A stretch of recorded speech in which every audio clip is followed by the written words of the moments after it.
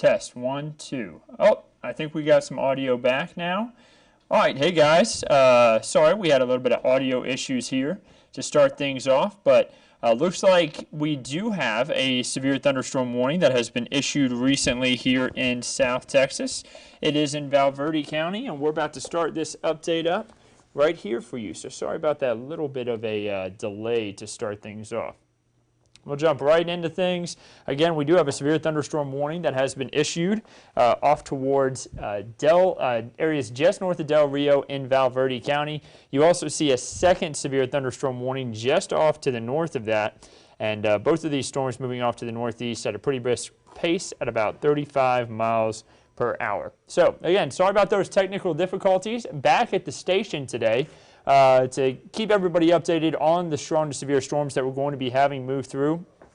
Actually, about to snag my phone real quick so I can answer some of y'all's questions on Facebook. I'm sure a lot of people are maybe wondering where was the audio there at the beginning. We were running through some technical difficulties here. Again, first time back in the station for me in about a month to get this set up properly. I've been typically doing it at home, just having to work from the computer at home. So the main issue with this severe thunderstorm, by the way, is going to be strong winds. We're tracking that storm to have possibly up to 70-mile-per-hour winds and also nickel-size hail. So we could have some fairly strong winds and that nickel-size hail that could cause a little bit of damage. We also have a lot of lightning with this storm, as well as a lot of heavy rainfall. That's going to be the concern with a lot of the storms for today. I see some people saying we can hear you. I'm glad you can hear me now. It's kind of like that old commercial. Can you hear me now? Good. So Kelly is asking about tornadoes. The answer is there could be a few isolated tornadoes tonight. The main risk is going to be strong winds and large hail. So let me go ahead and get this pulled up right here. I see Denise says so many false reports for San Antonio. Come on, be real. Right now we don't have anything in San Antonio. So yeah, it's quiet right now. We are going to have that possibility for some strong storms later on tonight though. Brenda says, what about San Antonio? Any tornado warnings? The answer is no tornado warnings. San Antonio will get the storms closer on towards midnight. We're going to run through that timeline in a second. But first of all, let's see where these storms are. We have storms to our east and we have storms to our west. So you can see that the storms in Del Rio, those are heading in our direction. And then actually those ones closer on towards Houston, getting closer towards Gonzales and Cuero, those are also heading our direction. So we're kind of smack dab between two areas of storms that are both heading in our direction. I see a lot of questions about different areas, and guys, we're going to be answering all those questions here in just a moment. But first of all, I want to talk a little bit about this storm closer on towards Del Rio. It does look like it will stay north of Del Rio, but probably hearing a lot of thunder, seeing maybe even a little bit of lightning down towards the lake. This storm will continue up 277 and then 377 towards Rock Springs. And then it will continue its way through Edwards County and then off towards the northeast as well. Now, we also have another storm, a few storms actually, towards Sonora, El Dorado, just past through Arizona. These are going to be impacting really areas further off to the north of us. Could clip parts of Gillespie County, but maybe up towards Harper, maybe just north of Fredericksburg, but those storms aren't going to be as much of an issue for us. So I'm seeing more questions about different areas. Let's go ahead and jump into the timeline here for some of these storms tonight. First of all, I want to show this. We are under that chance for severe weather. We have an enhanced risk. What that means is we have a level 3 out of 5. So a pretty good risk there for some strong to severe storms tonight that will be moving through closer on again towards midnight if you're in the San Antonio area. And here's a look at that timeline. So by the time we get to about 8:30, this one weather model that we're looking at here tries to show the storms approaching through the hill country, maybe even approaching Bandera County, Kerr County, Pearsall, Pleasanton. That's at 8:30. Now this weather model has sped up just a little bit. I will tell you that. Earlier it was saying closer on towards midnight. Now it's looking like possibly by 10:30 p.m. these storms could have passed through the area. bringing damaging wind possible, the possibility of large hail, and also the possibility of a couple isolated tornadoes. So that's what we're watching closely. Another thing is heavy rainfall. You know, we already had a lot of heavy rain just, what was it, Wednesday and into Thursday, I think it was, or Tuesday and Wednesday. We had a lot of heavy rain move through. It caused some flooding on the Guadalupe River. You know, we really don't need too much more rain for some spots in South Texas. Other spots really need it. But it is going to be a lot of heavy rainfall, it looks like, that we'll be dealing with as we head throughout tonight. You see by about 1 a.m. still seeing some more storms down towards Port Lavaca, Beeville, Victoria, Hallettsville, Gonzales, and Columbus. All those areas could be dealing with storms even through 1 a.m. And it's not going to be until we get closer on towards 4 a.m. that things are going to start to quiet down. Now, you may say, hold up. Now, I saw it play out a little different when Weather Chief Bill Taylor was showing that at 6 p.m. He was showing a little bit of a different model, but it did have a similar timeline. Now, his model had a little bit higher definition, and I can pop that up here in just a moment. But again, that is just one of the weather models. Gives you an idea of the timeline of these storms. Anywhere between 10 to midnight, we're going to have these storms move through San Antonio. So I see Grace asking, what's the purple on radar? Is that hail? Well, Grace, that is going to be the model trying to identify that we're going to have really heavy rain. Now, with really heavy rain and the type of thunderstorms we have, Grace, that could mean that we may be dealing with a little bit of hail. So that's the answer. I hope that answers your question. Doesn't necessarily mean tornadoes. I see Juliana chiming in there. But, you know, in some of those more intense storms, there could be a tornado. So that's going to be what we're watching closely. So in the pink area, it means that that would be a more intense part of the storm that we're going to be watching a little bit closer. Grace asked tornadoes question mark. Yeah, it's a lower risk. I will say that.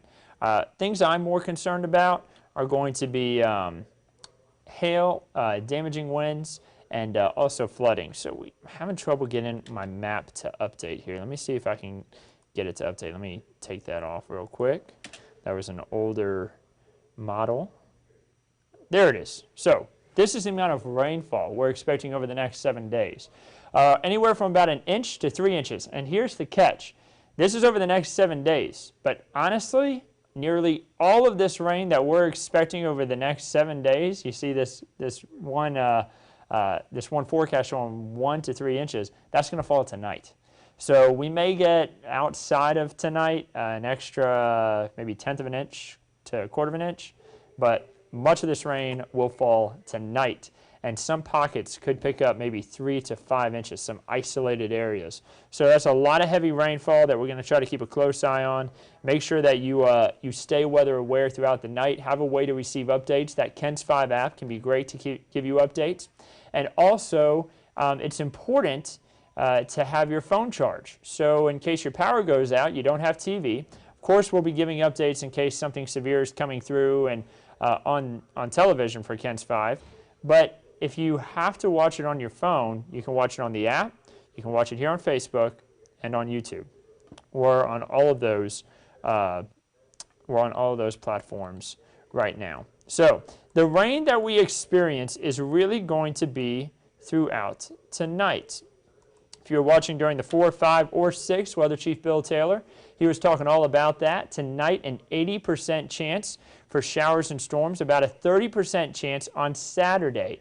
So that heavy rain and flooding that you're seeing, that's really going to be for early in the morning when the storms are still moving through, not completely passed through yet, like 2, 3 a.m. And then maybe a few lingering showers and storms for Saturday, and that would just contribute to the rain that we've already had, maybe causing for a few more issues, things that we're going to be watching really closely here. Are you green screening from home? If so, that's cool. The answer is no. I'm actually back at the station because this is a unique situation. The boss has allowed me to come in, our news director. I suggested to him, I was like, hey, just because we do have these stronger to severe storms, I think it's best if I come in overnight, and that's why we're here today. So it's a unique situation. It has allowed me to come back into the station for the evening, but then it's right back to work from home for me. So I'm happy to be able to be at Kent's 5 today. It's the first time I've been in the building in more than a month. I got to see the studio, got to see Bill. Hadn't seen him in a while. Happy to see him. And this is where I'll be staying for this evening. I'll be giving the updates throughout the night and even into the morning. Every single time we have a severe warning, I will be cutting in right here from our special digital studio that is located right here in the building. But what's great about this digital studio that I'm in, if I go ahead and bring myself up full, I'm kind of in my own room in the corner of the newsroom. So I'm able to continue the social distancing without traveling into the studio. That's the beauty. We're able to continue to keep that social distancing even though I'm here at the station today. So I want to pop back up the radar. Again, the timeline, it's really going to be around looking like possibly even now earlier in some spots. So anywhere from about 9 to midnight for a majority of us. We do have a severe thunderstorm watch in place. This is until 10 p.m. Notice Val Verde County is included that, Kinney County. We also have Edwards County is included. You see Kerr County, Gillespie County. Now, not everybody is included in it. Here's the thing. I think that the National Weather Service is going to issue another watch. We'll have another watch issued later on tonight, depending on if the storms really continue to hold together, and that would likely include areas other than the parts of the hill country that we currently have under that severe thunderstorm watch. So we'll have to watch that closely. But again, right now the storms, they're still pretty far away from Bexar County as a whole. Notice that they're just now moving in to parts of Val Verde County, getting closer towards Edwards County. That one severe thunderstorm warning is still in place. Let me see if I can pull up something from the National Weather Service, see if they have any more reports coming in. So in Val Verde County, there's been a report of a thunderstorm wind gust at 45 miles per hour. Now that is not considered a severe warning, or rather a severe report. That would be subsevere. So not quite strong enough winds to be classified as a severe storm, but they may still get some of those higher wind speeds later on as more reports come in, because right now it's still pretty early for a report to come in. And I'm not seeing anything else right now from them. It looks like they just issued the severe thunderstorm warning now for Edwards and Kinney County as well. So they actually just extended it. You just saw it pop up on your screen there.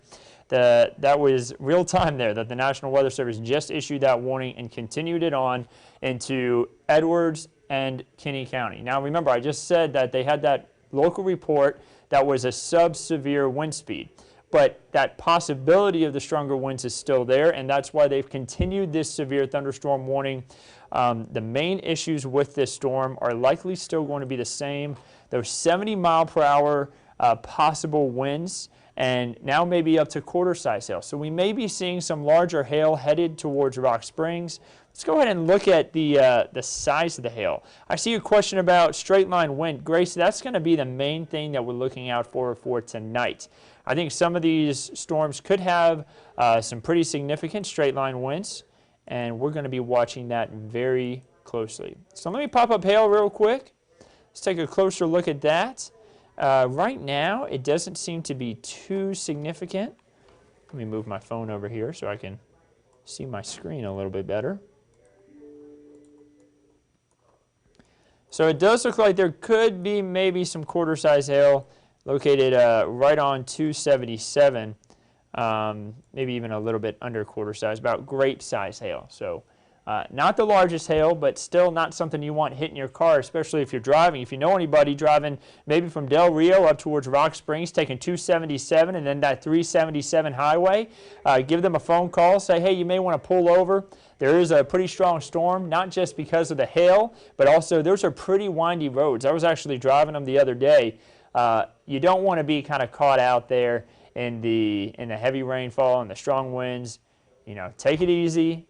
Do the drive a little bit later if you can. You don't want to have to put yourself in a dangerous situation. Also, there's a lot of low water crossings out there. Please do not drive through those low water crossings if the water is crossing the road. We are going to have some heavy rainfall. That could lead to some very fast moving water.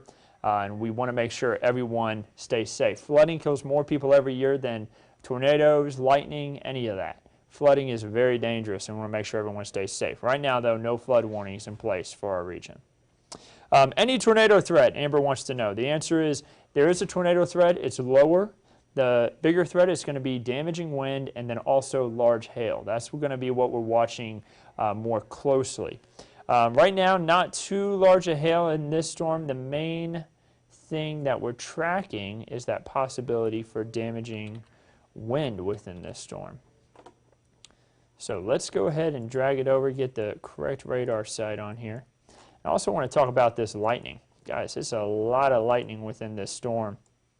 I'm going to try to just get a small snippet of the area where we're seeing some of the lightning strikes.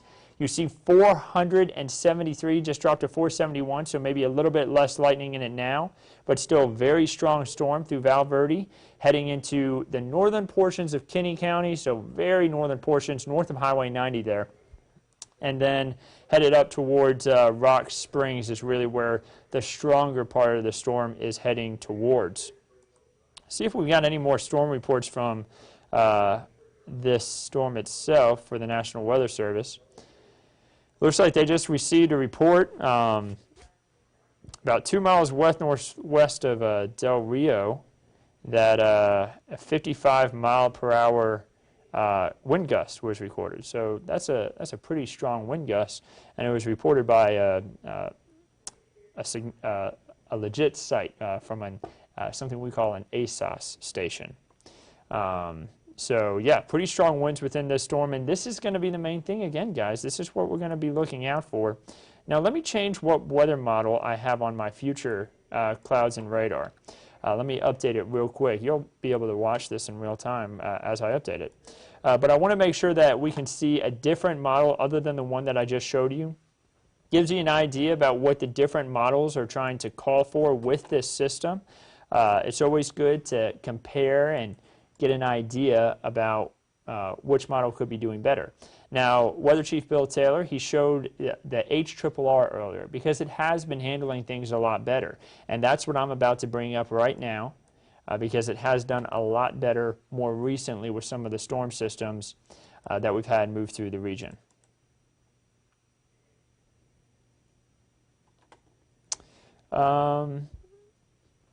Grace says, scary, don't feel safe at home alone, need plan B. Grace, don't worry. You know, again, it's better to just stay informed. You know, just keep an eye on the weather. Have a place to go in case you do experience possibly a tornado warning later on. Again, no tornado warnings out there right now. But if you do encounter a tornado warning, let's say maybe you're in a mobile home, maybe you're in a weaker structure, possibly, have a place to go. Have a plan in place. Severe weather action plan. We always talk about that. Have a plan in place. Just in case something does happen. And that, again, is why I say right now, go ahead, plug that phone in, get it charged, because if you do lose power tonight, and for some reason you lose us on KENS 5 on TV because you lose power in your home, you can still receive updates. We're still going to be live on the app. We're still going to be live on Facebook and on YouTube. So we're going to be here. We're going to be on any platform that you can get so we can keep you safe and informed. So if your phone is low on charge, go ahead and charge it up so you can be ready for these storms moving through. So let's look at the timeline. Now, the HRRR is trying to show the HRRR, one of the weather models, the one that we're looking at now, is trying to show a little bit of storm activity out in front of this by 8:30. I don't know if we see all that, but notice by the time we get towards 10 p.m. Now, I do want to mention something. This weather model looks kind of nasty with all those pinks and purples. Typically, this weather model will overdo it a bit. It'll show the storms a little bit more intense than what they're actually going to be. So just keep that in mind. It looks kind of scary. Now, we still could have some strong storms, but this model will overdo it just a bit. I don't want you to get too worried about that whenever you see this run through. But you see by 10 p.m.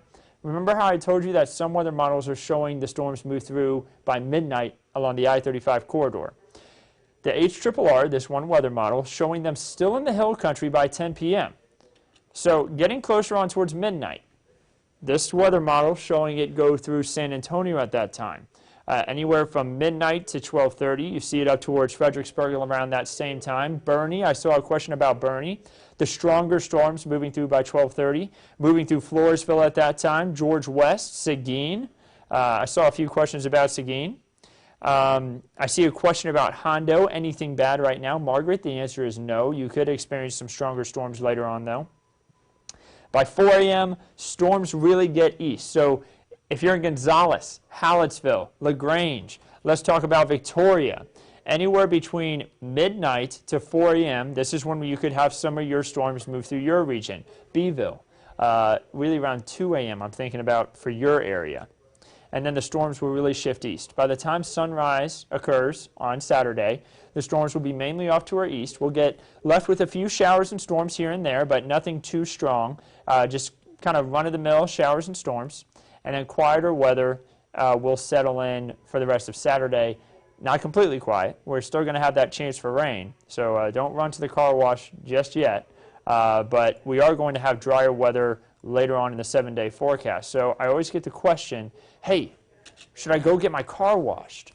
The answer is, after we get through Sunday, really Sunday is only a 20% chance for rain, so you can almost do it Saturday. But Monday, Tuesday, Wednesday looking dry. Nice weather. Going to be a little bit on the warm side. That is nice weather if you like heat and a little bit of humidity. And then rain chances stay low even into next Thursday and Friday. So we're kind of getting all of our rainfall at once here. We're getting a lot of heavy rain overnight. And that's good for some areas because, again, that drought still continues. I want to pop this up real quick. We're going to get back to that severe thunderstorm warning in a second. But, again, it's really not too much of a concern right now. It's going through an area that there's really low impact on. So we're going to watch that really closely, though. But we have that severe to extreme drought in Maverick County. You see it over towards Victoria. We need some more rainfall, and we are going to get some help there with some rain as we head throughout tonight. About 1 to 3 inches. So that's a pretty good amount of rainfall. My rainfall forecast having a little bit trouble updating here, so give it 1 second. It collects information from a website, and sometimes it's hard for it to pull that data. But I'll tell you now, maybe 1 to 3 inches for tonight, so that's a significant amount of rainfall to occur just in a few hours, because that's how it's going to work. Once the rain arrives to your region, it may fall in about 2 hours, 1 to 3 inches. And then some isolated spots could see maybe up to 4 or even 5 inches of rainfall. Other than just the heavy rain, of course, we do have the severe thunderstorm watch in place. We already have a few warnings out there. That original warning that was set for Val Verde County has now expired. It expired at 7 p.m., but the National Weather Service in Austin and San Antonio has reissued a warning or issued a new warning for more parts of Val Verde County, north of Del Rio, that strongest part of the storm. If you're in Del Rio, you probably hear a lot of thunder, see some lightning, and hear a lot of heavy rainfall even by this point. But the strong to severe part of the storm is just off to your north. This is moving northeast at 35 miles per hour, about to go up 277. It's crossing 277 now, about to go up 377, and then it's going to go through Rock Springs, it looks like, maybe over the next 30 minutes. So Rock Springs, you got about 30 minutes before this storm moves through your region. I think it could make it through Kerrville in Kerr County. So just a heads up, be ready for that storm. It is moving pretty quick, though. So that timeline, again, we were looking at midnight to 12:30. It may even be a little bit earlier. It depends on if this system slows down. As the sun goes down, we may see this system slow down just a bit. So we're going to watch that closely.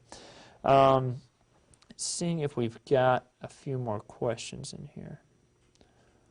I'm seeing some questions about areas like Converse. I'm thinking maybe closer on anywhere between 10 and midnight. Hi, will Uvalde be affected? The answer is yes. So not necessarily by this severe thunderstorm warning we have in place, but we do have more showers and storms to the south of this. Let me go ahead and pause this. This is what we have right now. You see a lot of lightning to your west. You see a lot of heavy rain. Now, that is not a severe storm that we have just to your west, Uvalde, but it could become severe. So we'll watch that closely. Right now, it's just going to be a lot of heavy rain and possibly even a lot of frequent lightning at times that's what we're going to be watching really close with that. So a lot of heavy rainfall. And, you know, Weather Chief Bill Taylor, he just did an update on TV. Bill is in the house. He's located right next to me here. What's happening, man? I'm going to step away real quick so we can continue the social distance. And it's interesting that, you know, we have to practice our social distancing. That's right. You know, and get those several feet between us. But how we're forecasting this and the models that we're, if you can hear me okay, right? I don't know if I have. Here, I've got that mic down there. Let me pull up the graphic real quick. We got a mic down there on the ground right there. I accidentally dropped it a moment ago. Oh, but and this is up? Yeah, it is actually it's down right now. Let me see. Sorry guys, just give us 1 second. We're getting all this organized real quick. Oh, you know what? That one's not even plugged in. Hold up, I got it. Give me a number. That's 3. All right, now you should be hearing me. Yeah, now he's up and ready to go. All right, and so yeah. What we saw on Tuesday night into Wednesday morning, was that the time frame? Or Wednesday night into Thursday I think it was morning? Tuesday night into Wednesday morning because no, it was Wednesday night and Thursday morning. It was Wednesday night, You're right. Yeah, it was. And so, because it's so hard to keep track of days in this whole new environment. But anyway, what we saw were these storms would fire up and then diminish, and then fire up and then diminish. And each time they fired up, they'd reach threshold of severe with winds 60 plus, with hail quarter size diameter. Well, sure enough, that's the forecast on this line. I mean, I was seeing the model data show us that it's expected to flare up now, then maybe quiet for a bit, but then refire. You know, it's called pulsing.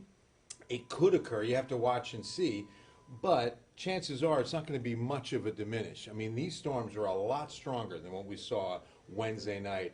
And Wednesday night stayed out to the west. By Thursday morning, it hit the city non-severe, but it was a lot of lightning, a lot of heavy rain. This is going to be a stronger line, don't you think? Yeah, and the Storm Prediction Center, they had a level 1 for us Wednesday night, but they've issued a level 3 for us for tonight. Now, sometimes all the ingredients don't come into play, but it really does look like we have the ingredients in play for tonight. Yeah, the dew points have stayed around 70. Then another value we keep a close eye on is called CAPE, which is the potential energy of the environment to produce these kind of supercells. And that was upwards of like 4,000 to 5,000, which is a very high number. I mean, you can get isolated thunderstorms in an environment with that number around 1,500. But when you go, the lid is off and it goes as high as 5,000, that is a dangerous environment, especially when you couple it with dew points, low to mid 90-degree temperatures in the afternoon, a little bit of that sunshine finding us today. All those ingredients dovetail into a setup that, again, like Andrew said, took us to an enhanced risk for today. Yeah, and you know, we've talked about CAPE a lot. It's been mainly for the kids, the weather classrooms we do, but that's the convective available potential energy, and it's been the Storm Prediction Center said it was up to 4,500 possible this afternoon, but yeah, we may have some spots where it's like 5,000 plus. I mean, we really do have, we had a lot of sunshine today. You were talking about it in the earlier shows. And that is our enemy. Yeah. In this kind of a setup, you just don't want to see a whole lot of sun. And unfortunately, we saw some. We saw enough that, again, you help destabilize the atmosphere. The good news that it's coming in at the hour in which it's coming in. You know, we don't have as many people out regardless, but I was just talking to Deborah Knapp about the fact that the time of day is crucial, so that when it gets to midnight, we don't have daytime heat. We're still going to be probably in the lower 80s even at midnight. Upper 70s will be the coolest we get. Yeah, because these storms, they look nasty now, but they looked a lot nastier when they were over in Mexico when it was still the heat of the day. Absolutely. Oh, yeah. So let's put it in motion. If you're just kind of tuning in, we've got the last few hours of data here rolling, and you can see these storms erupt first over the mountains of Mexico, really crank up over Sanderson, Texas, south of I-10 there, and then just get dangerous. You can see Sonora, Junction, all in harm's way as these storms really start to develop. Now we're really starting to see this line shape up, Andrew. Yeah, we are. And you know, this line is just now shaping up on our side of things. Wow. But if you look up to the north, look at all the severe thunderstorm warnings through San Angelo. That kind of collected itself earlier on today when it was still the heat of the day when these storms really had a lot of fuel to get going. And now our storms have now started to make a little bit of a line. And something that we got to watch closely is if these storms bow out later tonight. You know, speaking of which, if you look on the right side of your screen, what do you think of, look at that little impulse, that little outflow coming out of Houston and heading in towards Austin. Looks like some pretty strong thunderstorms are going to be coming in from the east in Travis County. Yeah, and you know, those storms to the east, they've actually been moving really slow through Houston. They're kind of dying out as they continue their way to the west, but they actually have had a little bit of issues with some flooding around the Houston area because of those storms.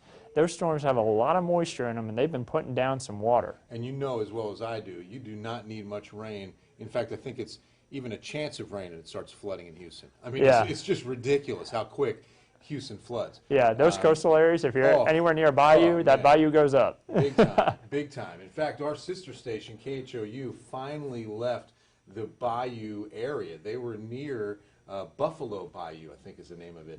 And they would flood every time it would rain. And then when Harvey hit, they lost that building altogether. Yeah. So they finally got a new facility away from Buffalo Bayou because seriously, it flooded every time it rained. But yet, you see, that entire line is under a warning. We've got nearly 500,000 Texans under the threat of severe weather tonight. And it's primarily West Texas. And what we're watching, if you watch these storms, they will travel northeast. We call that the mean flow. So most of these cells, even though that whole line's going to push east, you're going to see these individual supercells move northeast. And what you have to really watch for are the storms that come out of that flow. They almost get so strong that they take over and just start moving like either due east or due southwest or due southeast, I should say. And that's when they get real dangerous, when they're so strong that they take themselves out of that flow. Yeah, we had that with the storm that produced the, what was it, baseball-sized hail in Del Rio a few weeks ago. And then it shifted east through Bracketville, and then it kind of faded away. Yeah, I'll never forget that one because, you know, Megan, we thought, well, we weren't going to get cranked up until about midnight. So we were getting everybody in place starting at about 11 p.m. Well, that supercell on its own cranked up, had baseball-sized hail, went under a tornado warning.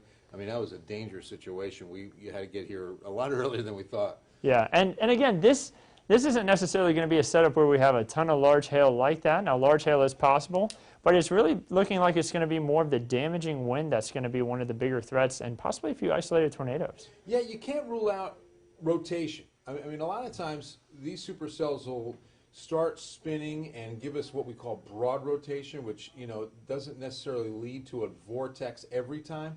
In other words, the radar is going to start picking up a little bit of a spin, and it's usually the water that's being whipped around. And so the radar detects that, and you get a certain looking, that hook echo that you've heard about on radar screen.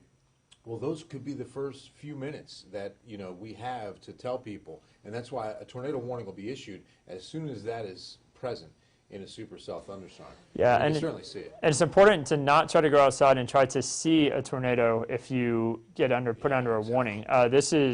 This kind of setup is very similar to something I experienced whenever I was growing up in Mississippi. Like, once you have a line, you'll get a brief spin-up tornado, but the thing is, these storms are going to have so much rain associated with them, and it's nighttime anyway. You're not going to see anything. So it's best to just get straight to cover.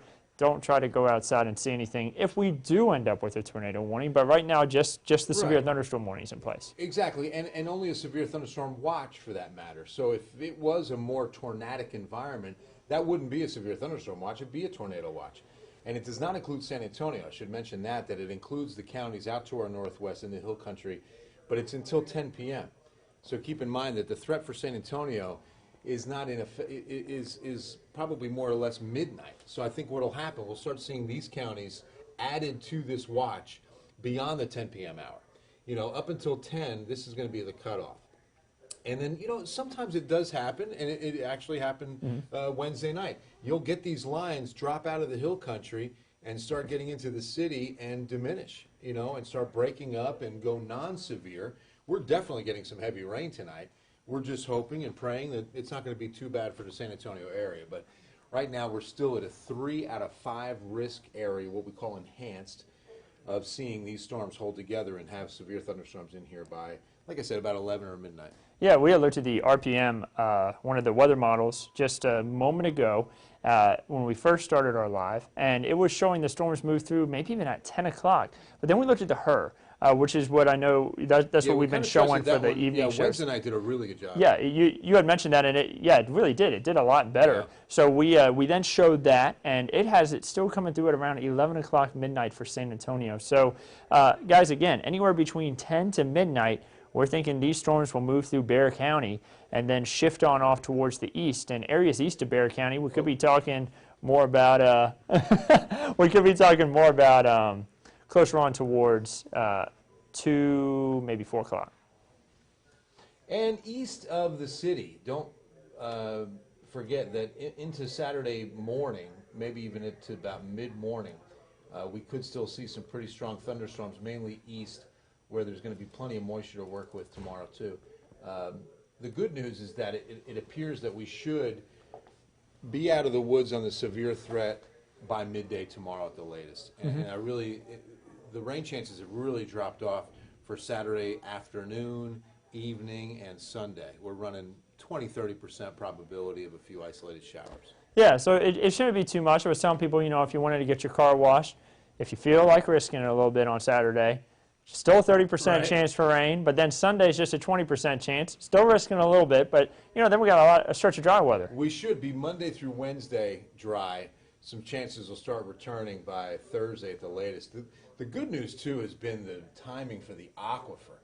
And all of this rain, the aquifer has been going up the last 3 days, and now it's going to continue because this rain you're looking at right now is going right over the recharge zone, and that's going to mean some great water drainage into that artesian well. Yeah, it's not like just an isolated storm in one area or two areas of the aquifer. It's going to be widespread across the aquifer, so that's great news. And that storm that's moving from Val Verde into Edwards County, where we have that severe warning, the lightning is not as significant.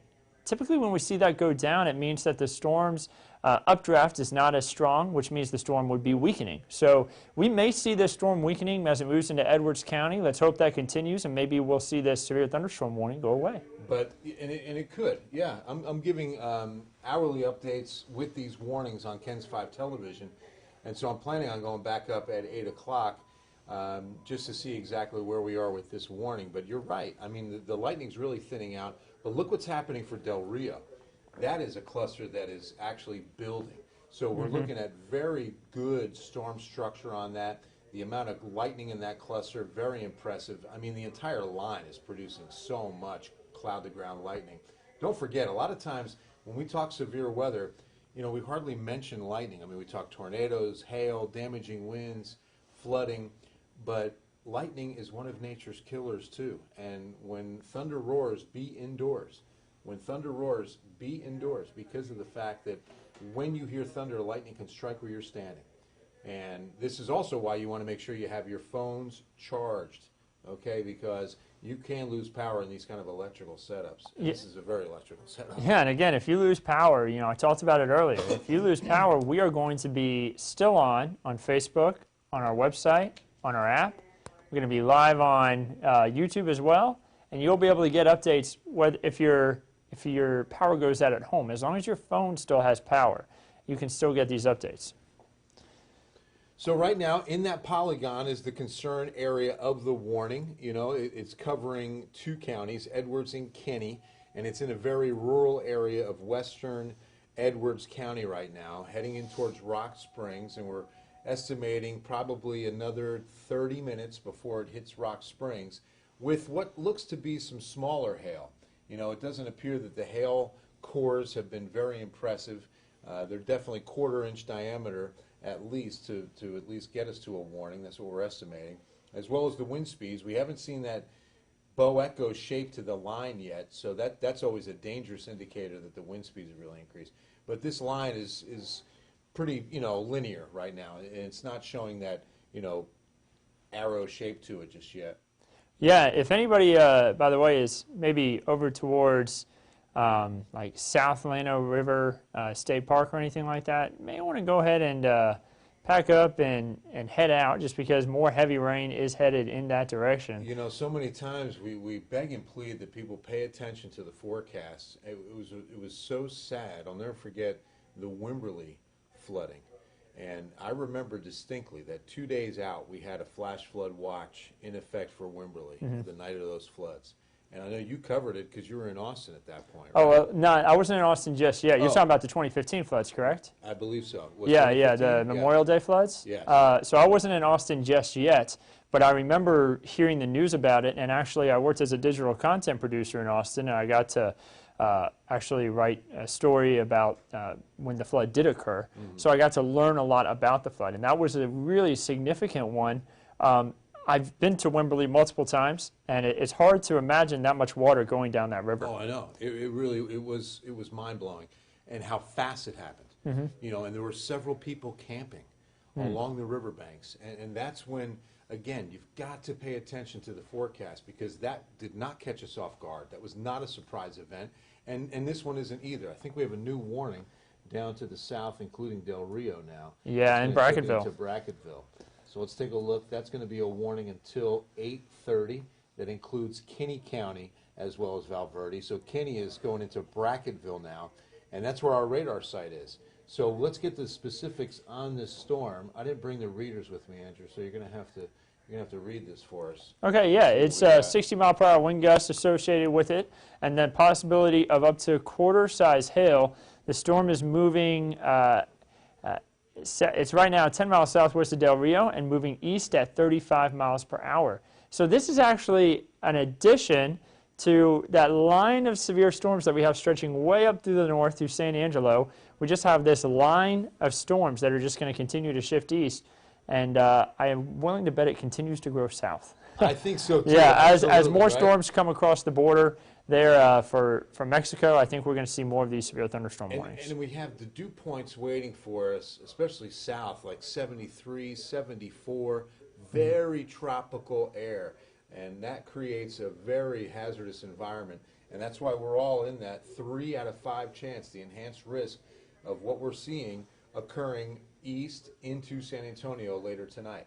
Again, it's still about 2, maybe up to 3 hours from impacting San Antonio and the metro, but you can see what we're expecting. I mean, these are strong thunderstorms. The hail, still not very impressive. I've got the hail tracker on. That's where you see those cloud-colored shapes on top of the radar returns. And as long as that stays gray or maybe white, we're still under golf ball size. We got to start seeing some blues, like you see. Just watch at the beginning right there as it crosses the border. There's a good shade of blue on that one hail track. That's when you start seeing these hailstones grow, but we're just not seeing that right now. Yeah, we're not seeing too much in the way of the larger hail. Still not going to want to be driving Highway 90, because if even at nickel-size hail to quarter-size hail, you don't want that hitting your windshield, especially with wind-driven. Exactly. Now here's a good sign. The early move on these, you know, moving at 45 miles per hour, the storm that we're tracking towards Rock Springs. And then this one was moving 35. 35. East. You know, if we keep those kind of speeds on these cells, flooding should not be as big a concern. You know, it's those 15 to 20 mile per hour storms that are, again, rainfall rates of about 2.5 to 3 inches per hour. And that'll lead to localized flooding in a hurry. And then if it hits the wrong spots, you know, we've got some communities that received 5 to 6, even up to 7 inches of rain this week. So there hasn't been enough time for a lot of that water to recede near Canyon Lake, and then down to the south and east. I know that between Cuero and Karnes City, I'm really going to watch that area for tonight and early tomorrow, because they had 5 to 7 inches, and we're predicting a good cluster of thunderstorms to move through there too. Yeah, and something else that we also have to keep in mind, some areas are still very dry. The ground has been cracking, and with the ground being so hard, the moisture actually won't be able to soak into the ground as quickly. So we could have a lot of runoff water very quickly, and that could fill up some of our rivers and creeks that we'd be watching closely. So some areas, you've already had too much rainfall. You don't need any more. But other areas, the ground is really hard right now, and that could cause the water to run off quickly. and cause some flooding concerns. A big reason why we're called Flash Flood Alley. We are not in Tornado Alley. That's going to be North Texas all the way up into Iowa is Tornado Alley. But for us, it's Flash Flood Alley, mainly because San Antonio is a city built on a hill. We are literally raining downhill every time we get these thunderstorms. And the drop from the Texas Hill Country into San Antonio, a couple thousand feet. And that escarpment always loves to stall out fronts and get a good training of thunderstorms. We're not dealing with a front this go around, which is a good thing, you know, because fronts can be a real hazard in this setup, you know, because a lot of times they can stall out and be that trigger over the same area over and over. And when that training occurs, that's when you get massive, major flooding. With this is an upper level disturbance that's going to be moving through. And that's why by sunrise Saturday, this will be east of San Antonio and affecting the Texas coast. Yeah, and you know the other flip side to this, you know, we talked about how flooding could be a concern. It is bringing needed rainfall to some areas at least. You just hope that you don't get all the rainfall at once. But sometimes that's how it works. I was over in Del Rio just yesterday, Bill, and you know I noticed the lake was really low. Really? I was like, or the reservoir rather. They need a little bit of rainfall, and they're at least getting it right now. That rain is needed, but again, you just don't want it all at once. There was the old joke that said, you know, I got an email from someone who moved to San Antonio, and they asked, how much rain do y'all receive every year? They said, well, about 32 inches. And they said, oh, that's not too bad. And then I said, yeah, well, you should be here the weekend we get it. Yeah. You know, I mean, it's been all the case all too often in San Antonio that we get all the rain at once. This also gives you a view of what we were looking at a moment ago, those storms that came out of Houston. Yeah. Look on the right side of your screen, that impulse is moving towards Austin from the east. And so they're going to get hit from the east, and then it'll be several hours, obviously, before this line affects them. But it will. I mean, this is definitely going to hold together. The environment is right. It's just set up perfectly for these storms to hold together. The cap is not a big factor. I mean, we still do have some areas of warm air aloft, but it's not a very strong cap. And when you have storms like this, they'll punch through the cap. And, right. And that's always, even, again, a very dangerous thing because it has to be a severe thunderstorm to break through a cap like that. Yeah, once things get going, they just keep going. Yeah. It's kind of like you know, once you get something rolling, once you get water pumping through something, it'll just keep going.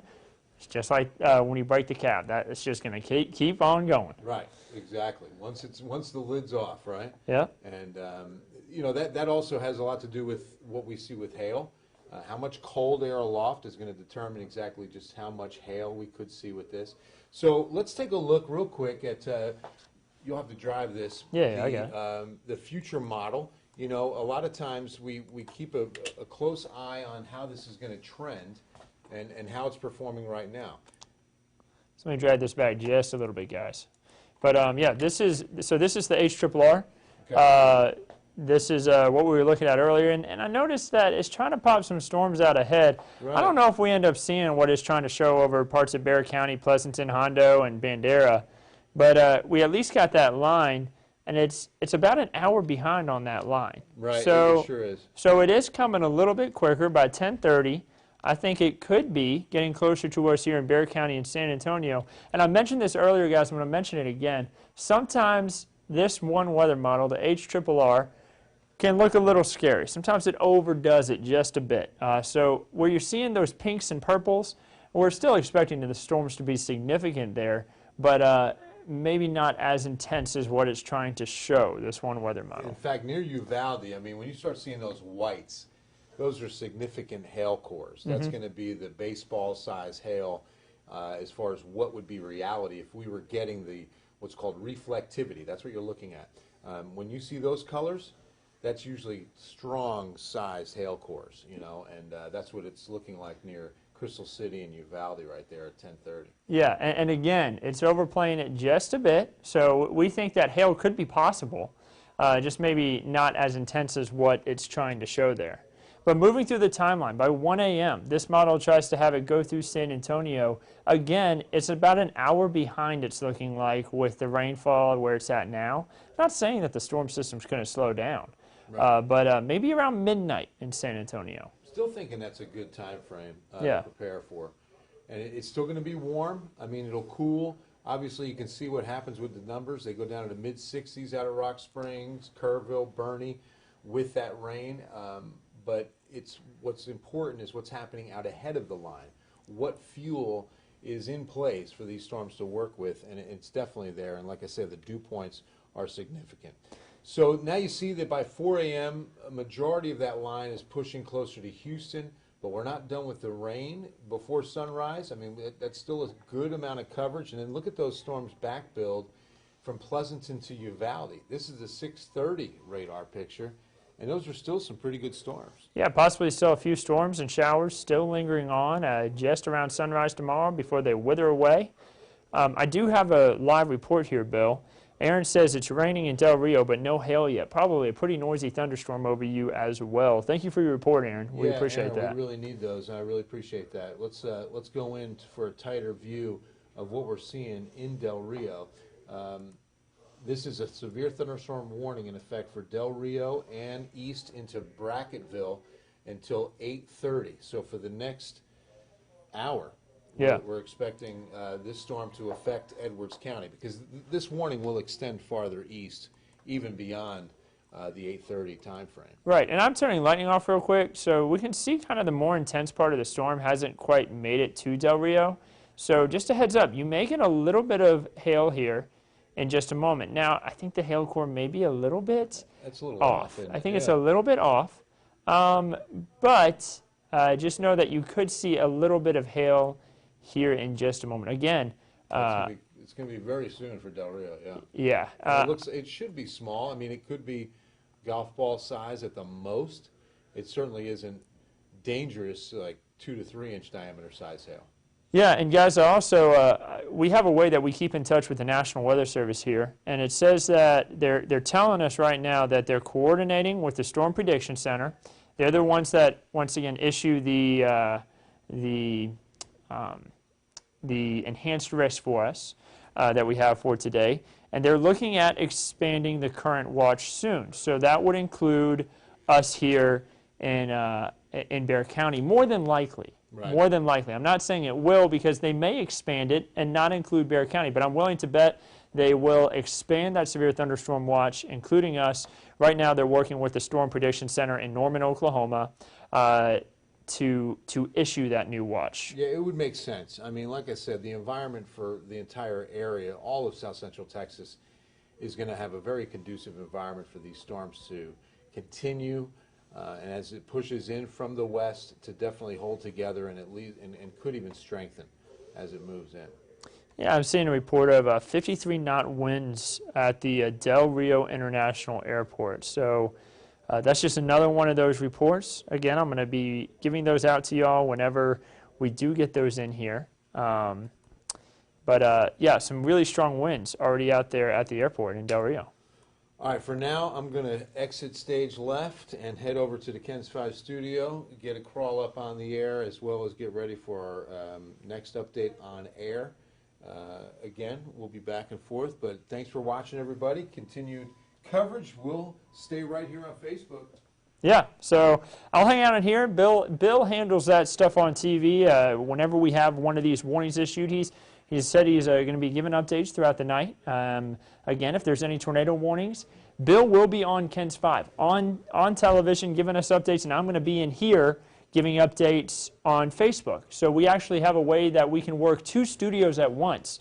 While Bill's giving updates on TV, I stay on right here on Facebook, YouTube, and on our website and on the app. It's a way that we can make sure we're on all of the platforms giving everybody these important updates. So again, we want to make sure you're all informed and can stay safe. We try to get on every platform we can be on. High winds, thunder, lightning, rain west Del Rio by the airport. Gloria, thank you for your report there. I see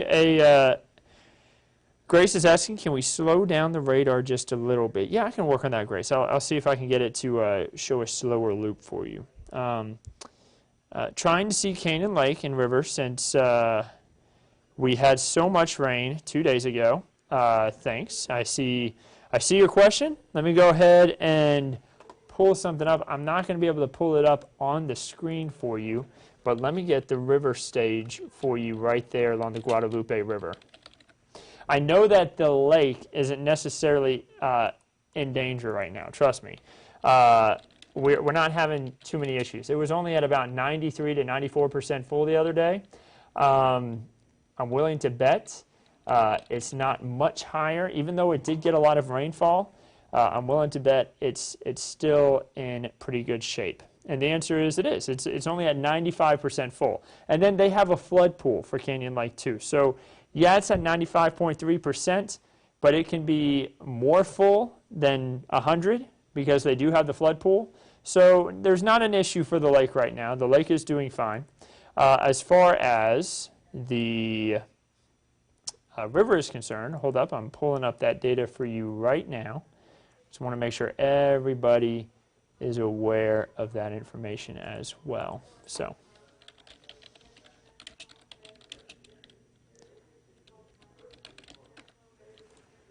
just give me 1 second, guys. It's taking me a second just to pull it up here. But again, something we're looking at more of at the moment is these severe thunderstorm warnings that are off to the west.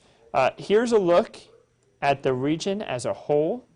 You can see where the storms are. Again, much of them still impacting our neighbors or friends in Kenny County, Edwards County, and Val Verde County.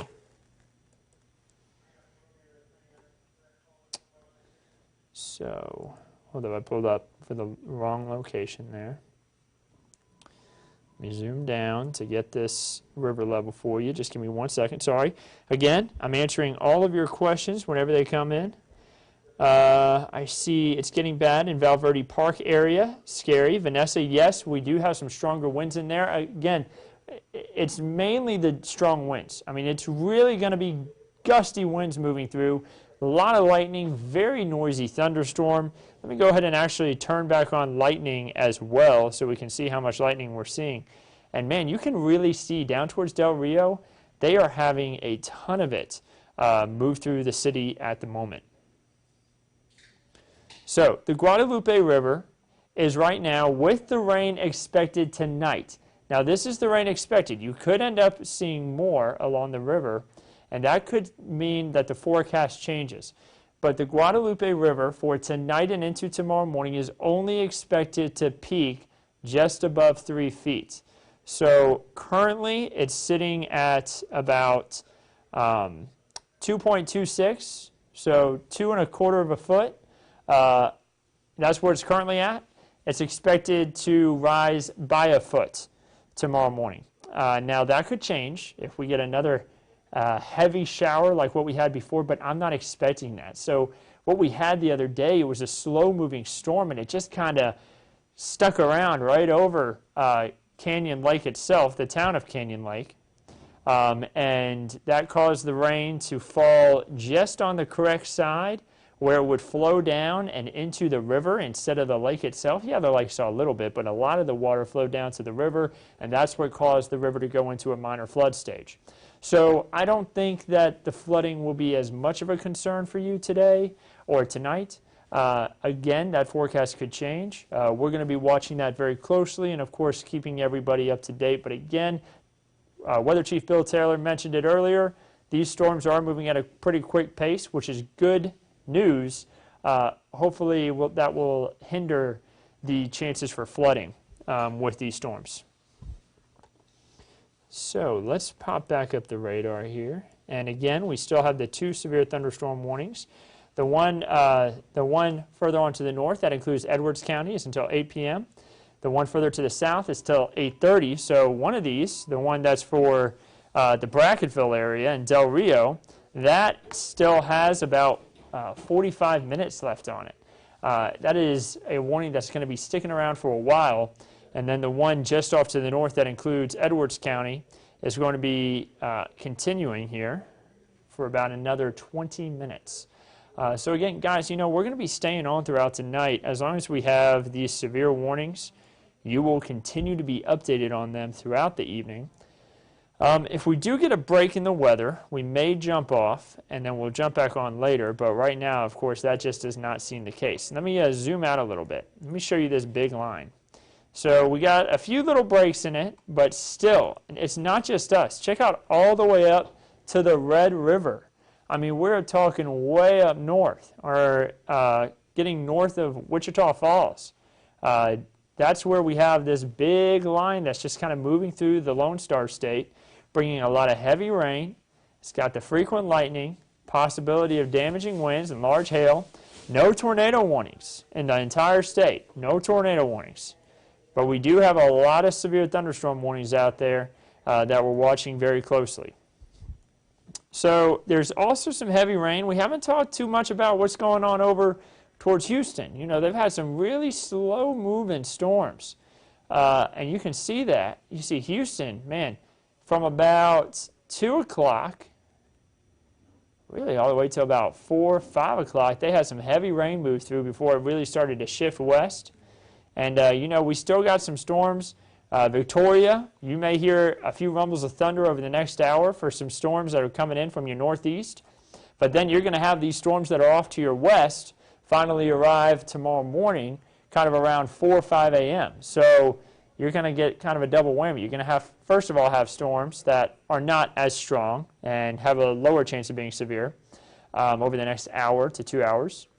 And then later tonight into early tomorrow morning, you're going to have those storms that have the better possibility of being strong to severe. I see a thank you. You're welcome. I see Grace also says thank you. You're welcome. I hope you all are staying informed and staying safe for tonight. Again, this is the whole goal of these is to keep you all informed and safe whenever strong and severe storms may possibly move through the region. Let me see if the National Weather Service has anything new to report. So we all always work together to try to kind of gather information and share it with everybody.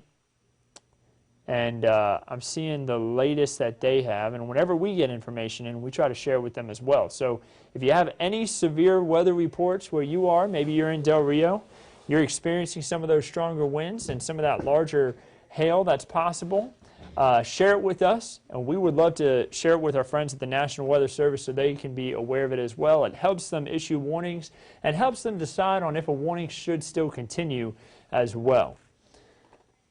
So I see some chat about the severe thunderstorm watch that has been continued. I'm going to see if, yeah, we have a few more counties it looks like that have been added, including Maverick County. But still does not look like Bexar County has been added to this severe thunderstorm watch. So let's see what theirs is until. Still 10 p.m. Still looks like we have all of our severe thunderstorm watches expected to continue until 10 p.m. We may see these extend a little bit further on into the evening. Again, they may issue more watches as the storms continue to move across. But right now, it is only until 10 p.m. But you saw the timeline. Some of these storms may not even arrive to San Antonio until 10 p.m. to midnight. So that's what we're watching more closely. Let me go ahead and pop up future clouds and radar again. This is just, yes, Rosa, Eagle Pass is under a severe thunderstorm watch. That is correct. I see your question, is there going to be hail in New Braunfels? The answer is it's possible tonight. You are under an enhanced risk for severe weather. That is a 3 out of 5. So the possibility of larger hail is there, but I think more of a risk will be damaging winds. I think that's going to be a higher risk for the New Braunfels area compared to the larger hail.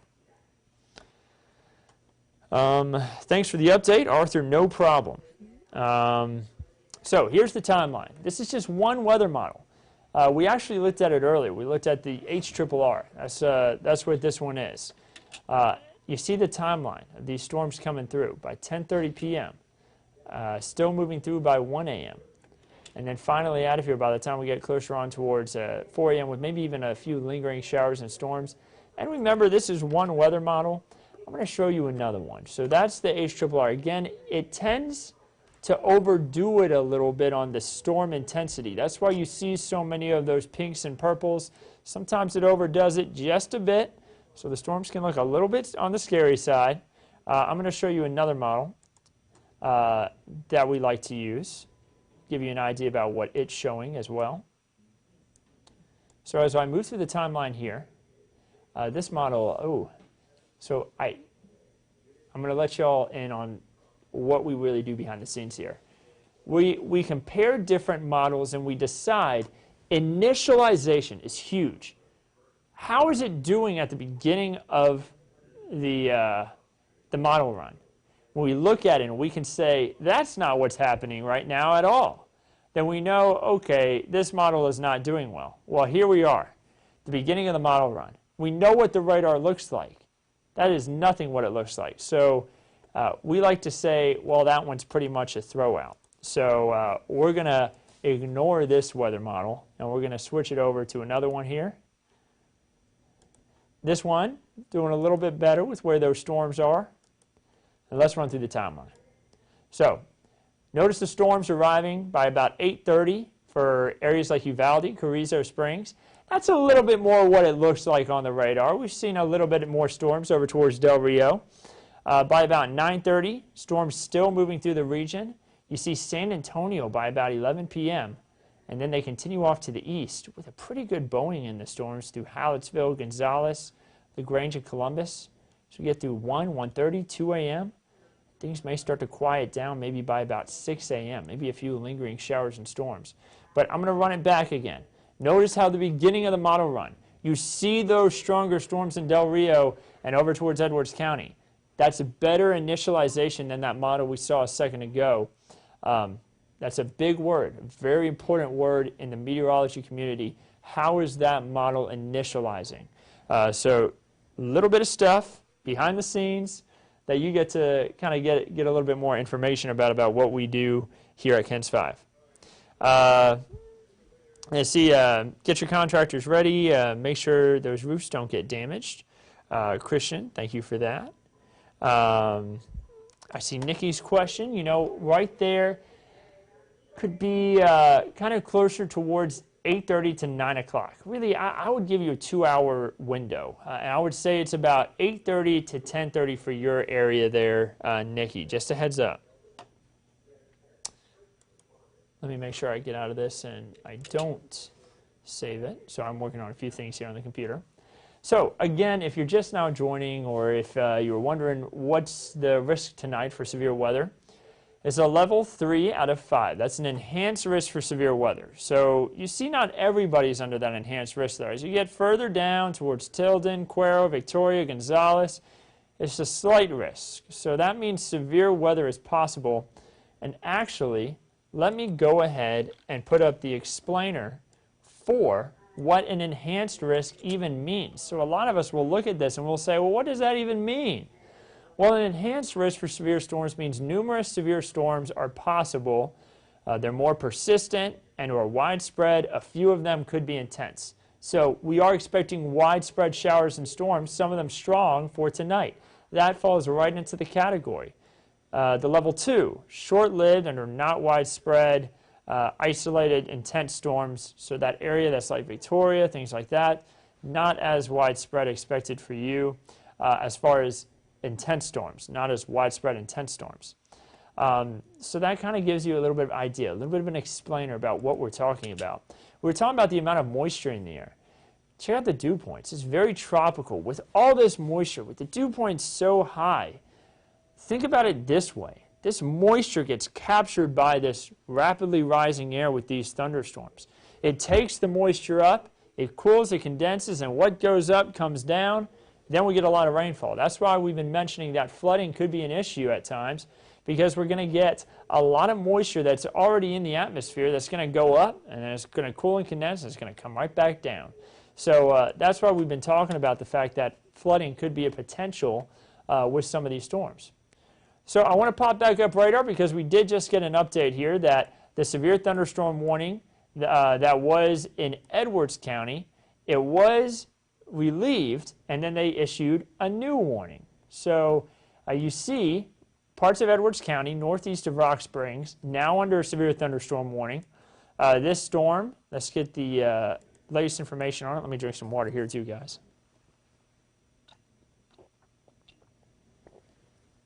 Excuse me, got to stay hydrated through this. 60-mile-per-hour wind gusts and nickel-size hail possible. This warning is until 8:45. So that earlier warning that was in Edwards County that included the edge of Rock Springs has been allowed to expire. Now, Rock Springs, you're not included in this warning either. You are experiencing heavy rain. There's a lot of lightning around the city, or the town rather, and this storm is going to continue to push through, and then you're going to end up on the backside of it, which is where the quieter weather is. Now, the more intense part of these storms is kind of up 377. You see just northeast of Rock Springs. Let me circle the area that's a little bit more on the intense side. That's going to be up here. So that's moving away from Rock Springs, that more intense part of the storm. It's moving in this direction. So Rock Springs, heavy rain, frequent lightning, probably a lot of gusty winds, but nothing severe for your area, and you're going to make it out of this, I think, with quieter weather just in about 30 minutes or so. Still some lightning back there and a little bit of rainfall, but it will be quieter for you in about 30 minutes to 45 minutes.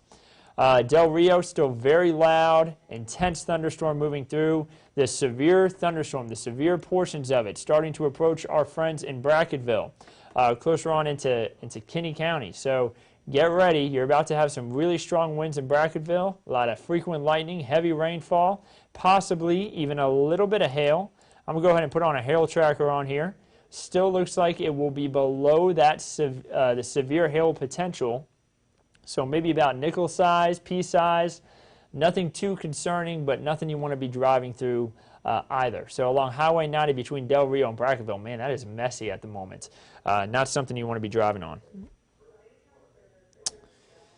Is New Braunfels going to get it? The answer is you could see a few showers and storms in New Braunfels, but right now nothing severe heading towards your area. But you could have a little bit of rain, and you still have that potential for a strong to severe storm.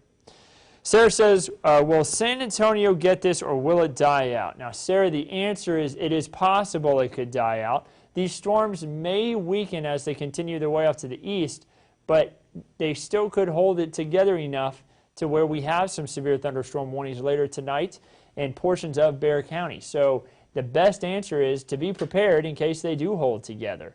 You're going to want to make sure your phone is charged so you can continue to get updates tonight. And, just have a way to stay informed. We want to make sure everyone stays safe for this evening.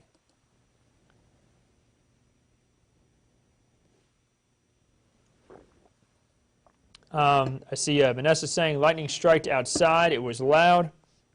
A lot of lightning with these storms.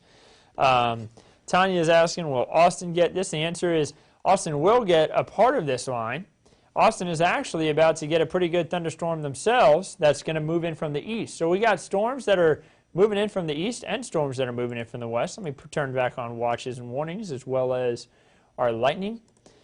And you can see there's storms moving in from the east and there's storms moving in from the west. And actually San Antonio may get a little bit of rainfall here within the next few minutes. But you see Austin's going to see a lot more in the way of thunderstorms in just a moment. You got a thunderstorm headed in from the east towards our friends in Austin. And, we got a little bit of rain, not too far away from San Antonio. Portions of Comal County, seeing a little bit of shower activity. You see it along Canyon Lake, maybe a heavy shower right there along 46. That one is moving west. So, Bulverde, you're about to encounter a shower if you're not already seeing rain where you're at. This one's going to continue to possibly move west towards Bernie and Comfort. Again, we don't just have showers and storms to our west. We have them to our east moving through. And the ones to our east, though, not as strong, not as severe potential with those. The ones to our west are definitely the stronger of the storms. So, right now, still 2 warnings in place. In South Texas, we have the one that is in Valverde County. We also have the one that is in Kinney County, or rather the one that is in Valverde and Kinney County, and then we also have the one that is in Edwards County, and you see barely making it into western portions of Kerr County. If anybody is up towards South Llano River State Park, they need to go ahead, pack up, and head out. Again, that's kind of further on off. That's kind of just outside of our viewing area even. But strong storms started to head into that region. A lot of lightning. You don't want to be outside for that. A lot of heavy rain. You don't want to be along the river during a heavy rainfall event. Also gusty winds. So not a fun experience to be outside in any of that. Best to pack up and head out if you know anybody that's off that way. Brackettville probably has the strongest of the storms right now moving through. You see, that's a really strong wind, and you can see a lot of lightning letting us know the updraft is still strong. 292 lightning strikes in 15 minutes in just that small area. So very strong storm here. We just had a new severe thunderstorm warning issued as well. That has been issued for Maverick County, and that does include Eagle Pass. So Eagle Pass, you are now under severe thunderstorm warning as well. Again, no tornado warnings out there at the moment. This severe thunderstorm warning is going to be due to the risk of damaging winds and also larger hail. So let's get the specs on this severe thunderstorm warning. The specs include the fact that it is until 9 p.m. The storm is moving southeast at 35 miles per hour. So we are talking about this storm right here, moving about southeast at 35. And it has the possibility of 60 mile per hour wind gusts, so that will be that more severe potential part of the storm. And then it could have nickel-sized hail. By the way, nickel-sized hail is below severe criteria for hail size. So hail, not as big of an issue for the storm. We haven't seen a lot of big hail producers from these storms today and into tonight. The main thing has been that threat for damaging straight-line winds. I see is New Braunfels looking at the 20-year flood. Juanita, the answer is no. I do not expect this to be that. We are not expecting this storm system to move slow enough to cause a significant flood event. Now, it could cause some isolated flooding and some ponding in some areas, but we are not looking at a significant flood event from any of this. Just could have a little bit of flooding here and there for some areas. So I hope that answers your question. We are on the road to going to Del Rio. Can you tell me how's the weather? The answer is it depends on where you're traveling. If you're traveling Highway 90 from San Antonio, you're good until you get to about Brackettville right now. Brackettville is looking nasty with a severe thunderstorm warning in place. Hail is possible, something you're not going to want to drive through. A lot of frequent lightning. This storm is heading towards our friends in Uvalde.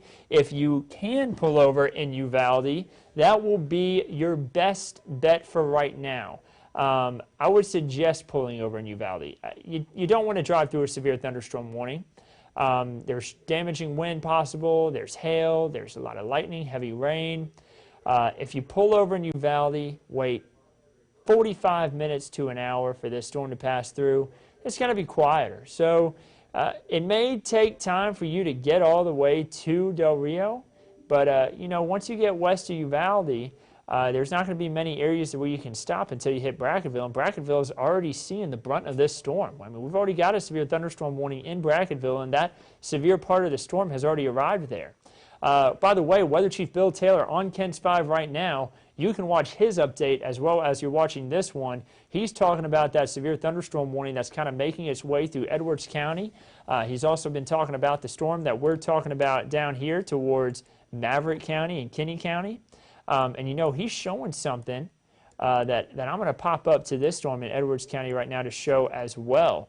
There is actually a little bit of larger hail now associated with this storm that just kind of spiked up on us. So let me run back the radar a little bit. Notice this through Edwards County. Watch it get a little bit larger here, right there. You see it just east of Rock Springs. Now, this is not heading towards Rock Springs. This is going to be along Highway 41, though, and then it's going to continue off to the northeast. I think it's going to stay just south of 377 and then head towards 83. We've got a pretty good hail core now associated with this storm. The thing is, with these storms, we're going to see the hail cores spike. They're going to get big, they're going to shrink, and then they're going to get big again. So you may get large hail where you are, but then about 5 miles away, and in about 5 minutes, that hail core could fall apart, and then the areas close to you may not see any large hail. It's going to be something we got to watch closely with this line. You see there, maybe golf ball size hail crossing Highway 41 there east of Rock Springs. Again, our friends in Rock Springs, the storm's moving away from you. You don't have to worry about it as much, but if you are east of Rock Springs, I mean, it's about to be right over you for your northeast of Rock Springs. This is going to move through the northwest corner of Kerr County and then cross I-10. There's a big interstate that you don't want to be driving right now. I-10. So this storm is headed off to the northeast. You notice the hail core looks like that latest radar scan. It has shrunk a bit. But if you can pull over, maybe, so I know there's not much to pull over to when you get between Junction and Ingram, but maybe if you can pull over in Kerrville, Ingram, give it an hour, hour and a half. You know, there's some cool things to check out in Ingram. I know it's outside, but maybe before the storms arrive, they do have Stonehenge 2 in Ingram, something you can pull over, check out real quick with the family. When the storms arrive, get inside somewhere. There's a lot of businesses and things to see there in Ingram and Kerrville, and then once the storms pass, you can continue your way off on the west on I-10. But for right now, not a good idea to be driving I-10 just because we could have larger hail and also those stronger winds. Again, Kerrville, Ingram, you're not in this yet. Could take another hour to 2 hours for this storm to pass through your area. So I want to pop back up radar completely. We still have a few severe thunderstorm warnings, not just that one in Edwards County where we have that possibility of the larger hail. We've got Valverde County, Kinney County, and Maverick County, all also still under these severe thunderstorm warnings. Trying to see if we got any more questions coming in here, guys. Let me bring back up the 2-box on camera. I see Andrew asking, how much longer to get to San Antonio? Honestly, it's going to be closer on towards anywhere between 10 o'clock to midnight when these storms arrive in San Antonio, so we still got a while. If you have something you got to get done around town, of course, we want to make sure everyone's still practicing social distancing and being careful. But if you have to go out, you know, get your outdoor stuff done within the next hour or two. That way you're not trapped outside or stuck in a bad situation when some of the stronger storms could be moving through. Right now, not much of a concern out there. So at least for San Antonio, that's what I'm talking about. But we could have the strongest storms between 10 and midnight. Jordanton and south.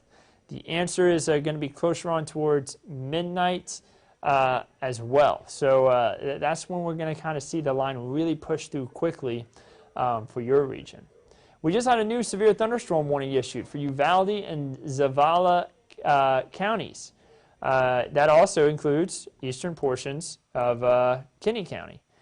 So there you have it. They're going to continue these severe thunderstorm warnings to the east and southeast. This storm that's moving through Brackettville, you know, we had the question about traveling to Del Rio. If you're coming from San Antonio, again, this storm is really strong. People were asking about Uvalde. You know, are we going to have a strong storm too? The answer is yes. Uvalde now under a severe thunderstorm warning. Let's see the latest specs for this storm.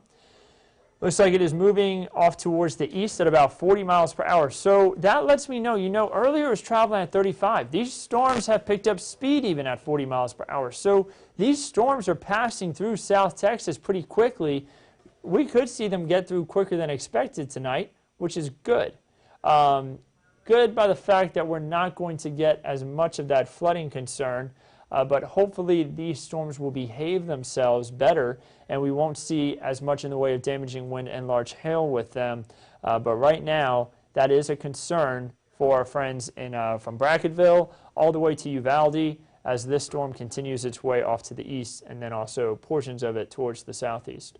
So this storm could have 60-mile-per-hour wind gusts. That is in the severe criteria, but it could have nickel-size hail. Nickel-sized hail, not within that severe criteria, so not necessarily severe-sized hail. Still, I wouldn't want nickel-sized hail hitting my car. You may want to try to bring some of that more fragile things that you have in your possession indoors or put them somewhere. Maybe you have a garden that you've been working on outside. As long as there's been this quarantining, you may want to bring in some of those plants so that they don't get damaged by the possibility of hail and also maybe some of those stronger winds. Accidentally highlighted that there, about 84 lightning strikes in that region. Let's go ahead and look at lightning as a whole. Let's go ahead and highlight this big area. More than 400 lightning strikes. Lightning can be a killer. Weather Chief Bill Taylor was talking about it just a moment ago, how lightning is a really dangerous thing within storms. It can be killer. Make sure that if you hear thunder, you go indoors. You don't want to be outside during any of these strong to severe thunderstorm warnings. I see Ramona asking, we all want to know about San Antonio. We had mentioned it just a moment ago, between 10 o'clock to midnight. Right now, there's nothing going on in San Antonio, though. It's pretty quiet. If I zoom out, you notice nothing happening in Bexar County. Now, that storm that I had mentioned earlier over Canyon Lake, I said that we could see that intensify. And here we have Bulverde about to have some really heavy rain, possibly just off to the north of there, actually, right along 46 where it meets 281. And we could have a little bit of a lightning activity. So you may be hearing some thunder in Bulverde. You could be hearing it in Timberwood Park, Canyon Lake. Right now getting some heavy rain on it. Not as bad as what you had just a few days ago that caused that little bit of flooding along the Guadalupe River, but definitely some heavy rainfall in parts. Remember, I mentioned that the lake's in good shape. It's only 95% full. They've got a flood pool, so if they ended up having more than 100%, they can do that because they have a flood pool for the lake. So no concerns there. It's not even 100% full yet. Zooming out just a bit, guys. I actually want to come back over towards eastern Edwards County, where we had that hail core earlier on that we were looking at. I want to get a better look at it again. And guys, remember what I told you. In 5 minutes, these hail cores could just collapse. There you have it. We saw it get real big. Let's look at the timeline here. It grew at about 750. Got real big. It spiked. And by about 8:07, it was nothing. So there you have about 15 minutes, a little bit more than 15 minutes on the timeline there. We had a hail core go from being nothing to spiking at golf ball size to falling apart again.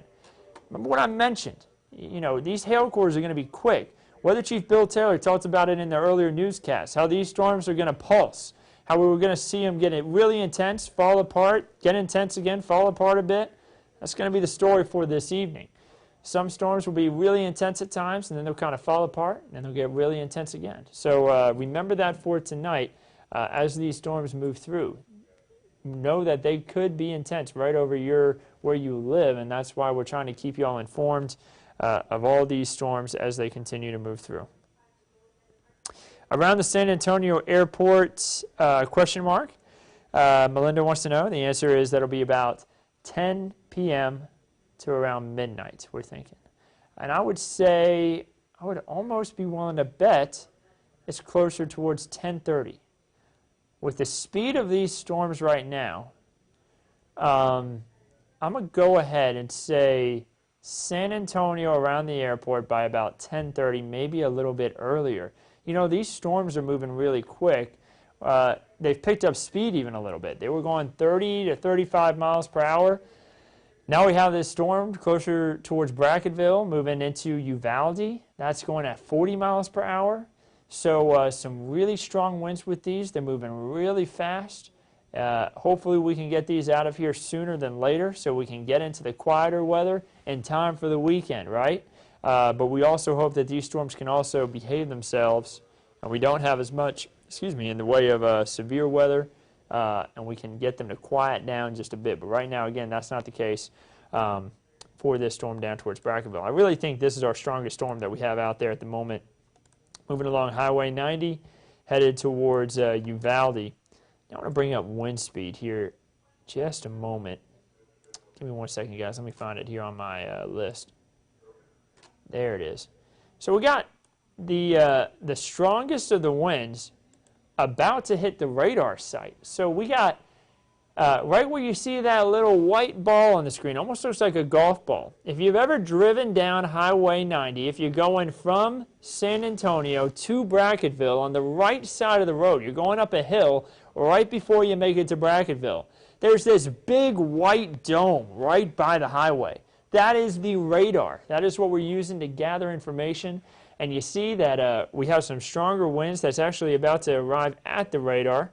We should be able to get a pretty good idea on the wind speed since it is getting so close. One second, guys. We actually have it.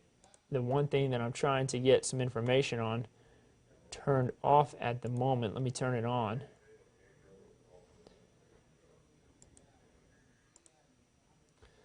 So the stronger wind that we have, one second, there it is.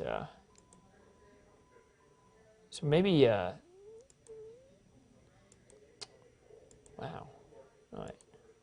So I'm having some little bit of issues with the computer here, guys, but some stronger wind associated with this storm. Whenever we start to see the blues show up, that means that we could have more of those severe potential winds moving through Brackettville. That's going to be moving right across 131 at the moment. So if you're coming south out of Brackettville, that's going to be where some of our stronger winds are. That goes all the way down to closer towards Eagle Pass where 131 travels, but not where the stronger winds are. So sorry, I was just explaining where 131 travels in case for some of you who may be traveling on the highway, trying to figure out where exactly I'm talking about. Highway 90, right at the radar site, is where we're about to have the stronger winds move through. So let me bring back up radar as a whole. Let's zoom out.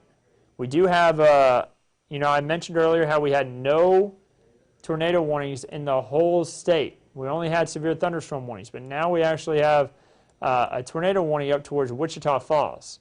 So again, this is way away from South Texas. We're not expecting any big issues with tornado warnings. They have a little bit of an extra boundary up their way that's causing a little bit more rotation in the atmosphere. So they have a little bit better chance of seeing tornadoes in their direction, but we're not seeing as much of an issue with that in our region. We're keeping a close eye on the storms, though, making sure they behave themselves to an extent. We do have an extra severe thunderstorm warning, a new one that has been issued. This does include the Camp Wood area. It stretches even all the way into Kerr County and then into portions of Bandera County, Uvalde County. Let's get the newest specs on this. So a lot of severe thunderstorm warnings out there at the moment. Again, we expected this. We were talking about that level 3 threat for severe weather, that enhanced risk. That means, we talked about what an enhanced risk means earlier on. That means widespread strong to severe storms possible. Well, here we have it. We have a lot of severe thunderstorm warnings on the screen at one time. You see the storms are widespread. That answers the question that, yeah, we've got the enhanced risk in full swing at the moment. So the severe thunderstorm warning that now includes portions of even Kerr and Bandera County. This is until 9:15 p.m. This storm is moving east at 40 miles per hour, so we're continuing to see those stronger or the quicker speeds of these storms. They've gone from 30 to 35 to now 40 miles per hour. The way that they're traveling to the east, they're moving very quickly. And we could have a 60-mile-per-hour wind gust with this storm and nickel-sized hail. So not so much in the way of the damaging hail. Still possible to have it. We could see a spike in it. But the main risk with this is going to be the damaging wind, just like much of the other severe thunderstorm warnings we have out there at the moment.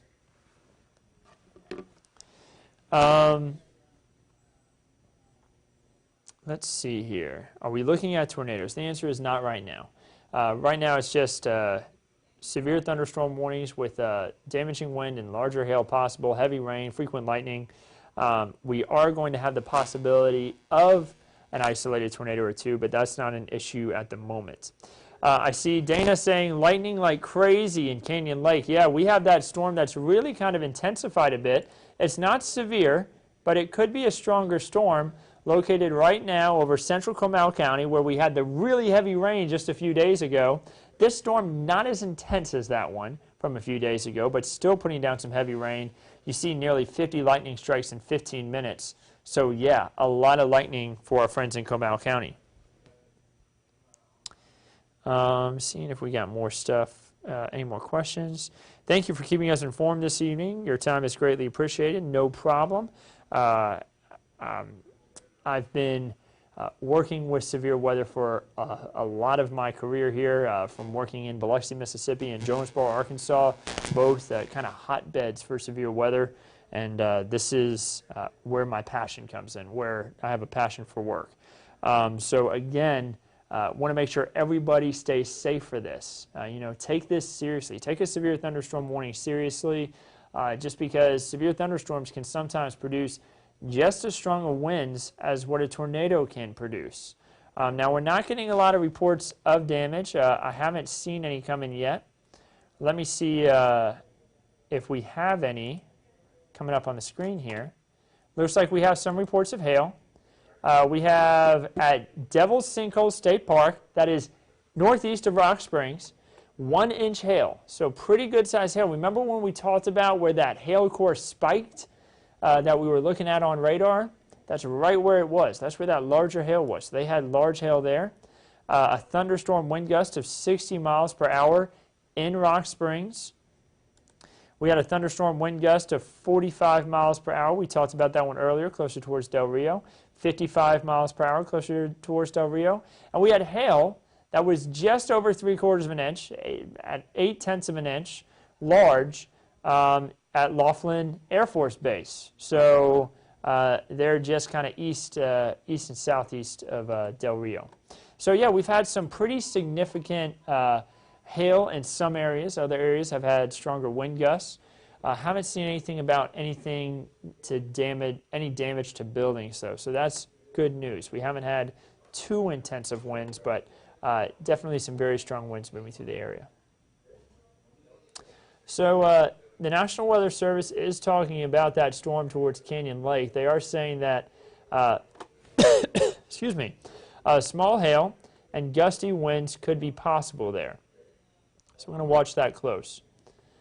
They're talking about the winds near the radar site. They're talking about how close the stronger winds are and how they're seeing 74 knots winds at around 500 feet. So we're looking about 500 feet above the surface. That's what they're talking about there.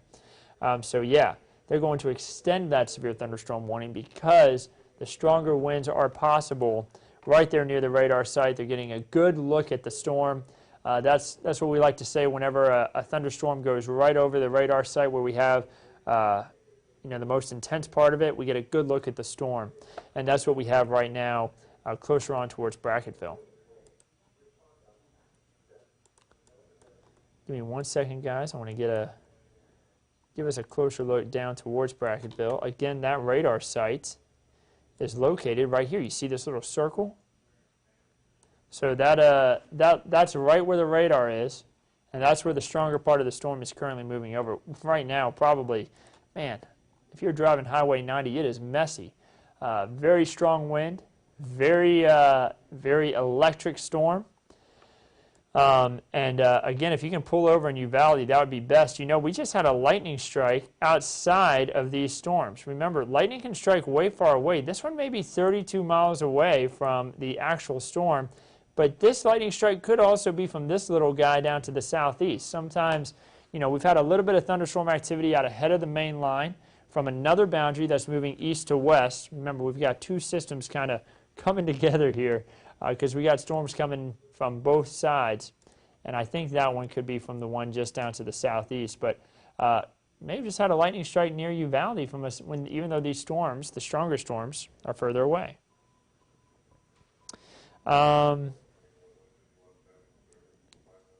So, I apologize. I just saw this. What should we expect in Helotes? The answer, Kathy, and no problem. I welcome your question. Never apologize for asking me a question. I am here to answer y'all's questions. The answer is kind of closer towards 10 p.m., I'm thinking, for Helotes. We could have a strong storm by 10 p.m. in Helotes. I can't guarantee it's going to be severe, But I will tell you, you do have that possibility of severity with the storm. And I'm telling you now, I see a lot of questions coming in for different areas. People saying, what about here? What about here? What about here? The answer is everybody's got that chance for strong to severe storms tonight. We've got the level 3 enhanced risk, which means widespread strong to severe storms are possible. Could have large hail. Much of these storms have not been producing large hail, though. They have been producing hail, just not damaging hail, other than that brief spike we had in northeast Edwards County at Devil's Sinkhole State Park. The main risk with these storms has been damaging winds, 60-mile-per-hour wind gusts and higher. We've had some reports already of winds meeting that criteria within these storms. Haven't had any reports of any damage, but these storms are still moving through. Sometimes those damage reports come in a little bit later. Would not be surprised if we heard reports of maybe some damage to sheds.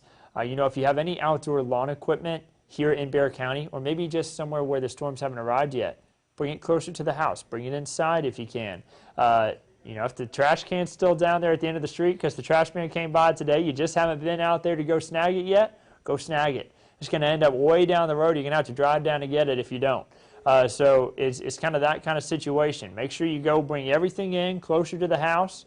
I mentioned plants earlier. I know a lot of people have been trying to garden just because spring has arrived, and also a lot of us are stuck at home right now, and you may be out there trying to practice working with that green thumb.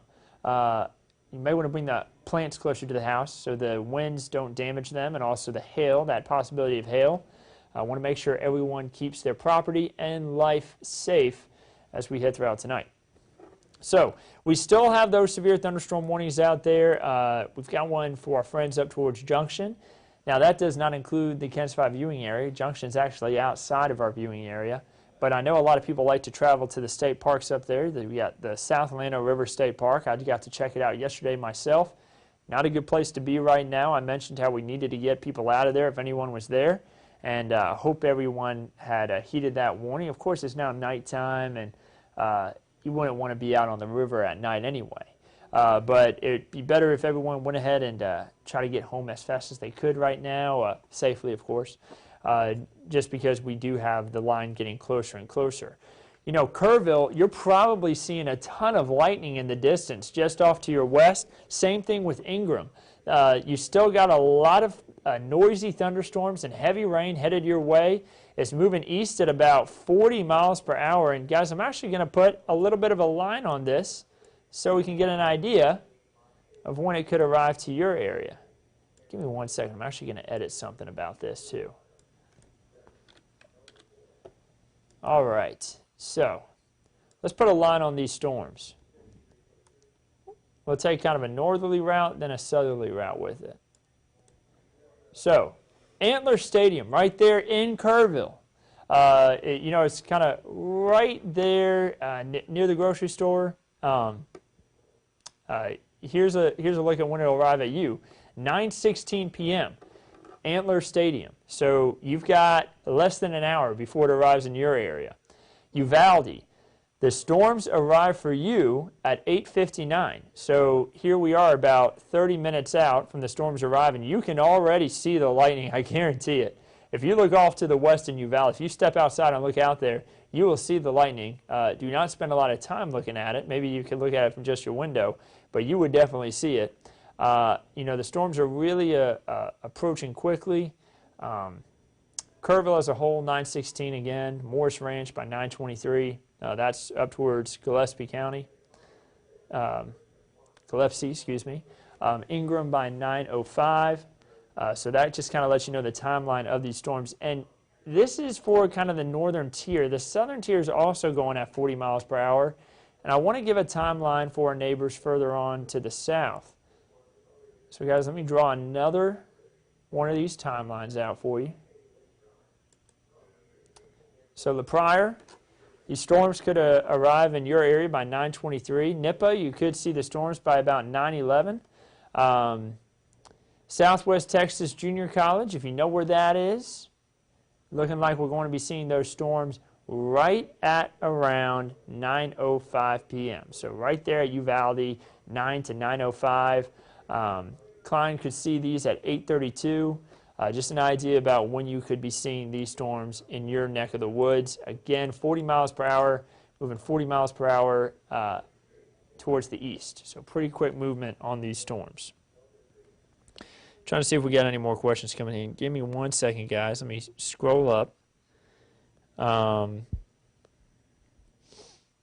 Will it hail by Palo Alto College? And the answer is it's possible. Now, the hail size has not been a big concern with these storms. It's mainly been the damaging wind threat, but it's still possible. I can't tell you that it's not, because we've had a little bit of hail spikes here and there. Much of the hail, though, has been around pea to nickel size in these storms. We haven't seen very large hail, but I can't tell you that it's not going to be possible, because it is possible. How strong are the winds? The answer is about 60 to 70 mile per hour gusts really in much of these storms at the moment. That's why a lot of these are severe warned, Grace. What about Bernie, Texas? Susan, the answer is these storms could arrive in Bernie at around 10 o'clock. So right now it's looking like it could be around 10 to 10:30 really, I'll tell you, for Bernie. So that's kind of what we're thinking. What time is it expected to hit Pearsall? The answer is could be a while for you. I mean, because that southern end of the storm is kind of having a tough time holding together, I would say, man, maybe about 10 o'clock as well. Maybe about 10 to 10:30.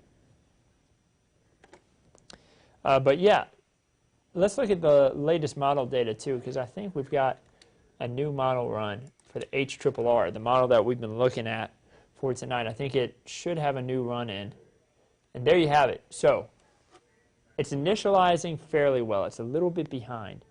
But I want to point something out. Remember how I told you this model overdoes it a bit. We already have a few showers and storms over some of these areas, but they're not as intense as what this model is trying to show. So it's overdoing it a little bit, and when you see the pinks and the whites and the purples, I don't expect the storms to be that intense. This weather model, again, it overdoes it, but this is where the storms could be by 10:30 p.m. They continue east by about 1 a.m. Now, it's trying to show these storms slowing down. By about 1 a.m., maybe Floresville, Seguin, New Braunfels, still impacting San Antonio. So this weather model trying to show the storm slow down. Again, the intensity a little bit more than what we expect. This model typically does that. It's known for going a little bit too intense for the look of the storms. But for the timeline, it lets us know. By about 4 a.m., still impacting some of the region, especially areas north of Bexar County. Those storms will not be as intense, but it will be heavy rainfall, possibly frequent lightning. The severe risk, the damaging wind, the hail, those storms will be outside of our viewing area for the most part. Maybe a few lingering in for Columbus, maybe Hallettsville at 4 a.m., but they'll really be out of the region. And then maybe a few lingering showers and storms that won't be in that severe criteria for Carrizo Springs, Cotulla, George West by about 6:30 a.m. So that's what we're looking at as far as the timeline. Vanessa says she got a picture of a rainbow during the storm in Del Rio. Vanessa, send that to us. We would love to share it with everybody. You can send it to us on Twitter. Use that hashtag KENS5Eyewitness. That's K-E-N-S, the number 5, and then eyewitness. We would love to share that with everybody. You can also send it into our newsroom. You can send it to me at awilson@kens5.com. You can send it to btaylor@kens5.com. We would love to share it. Vanessa, thank you so much.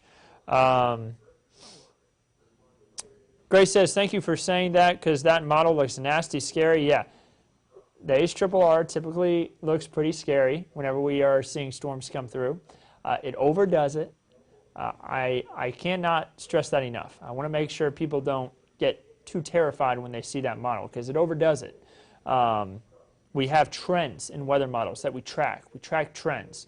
And that is a trend that that model is known for.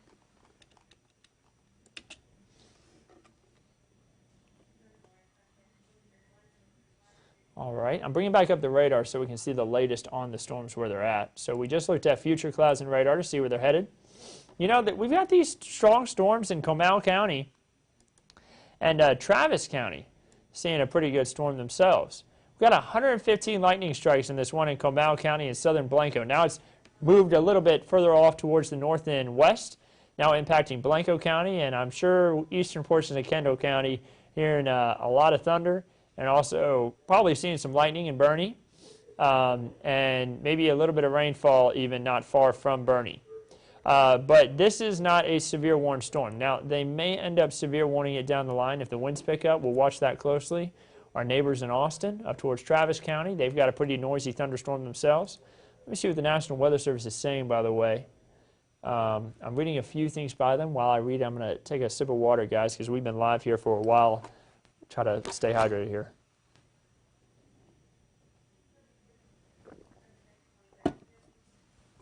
So, not seeing any updates from them on this storm. So that's good. No news is good news. It's kind of like that kind of a situation. But as far as the severe warnings off to our west, these still do continue, and they still have that possibility of bringing that damaging wind.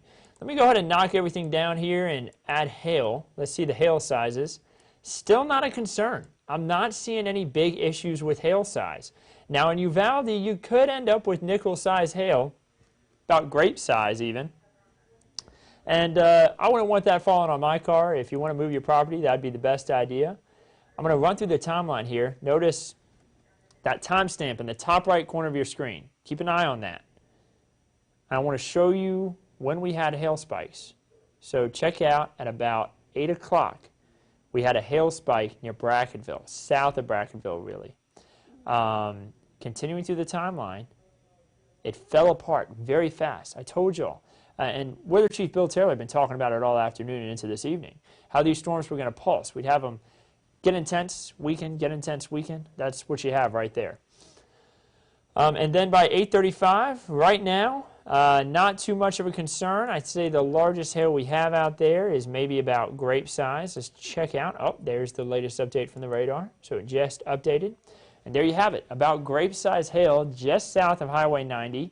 That will likely move towards Uvalde. So that is not considered damaging hail. I mean, it still could cause some minor damage, but it's not large damaging hail that we can sometimes see in severe thunderstorms. Let me bring back up the radar again. So, we're starting to see a lot of rainfall. This line has really filled in.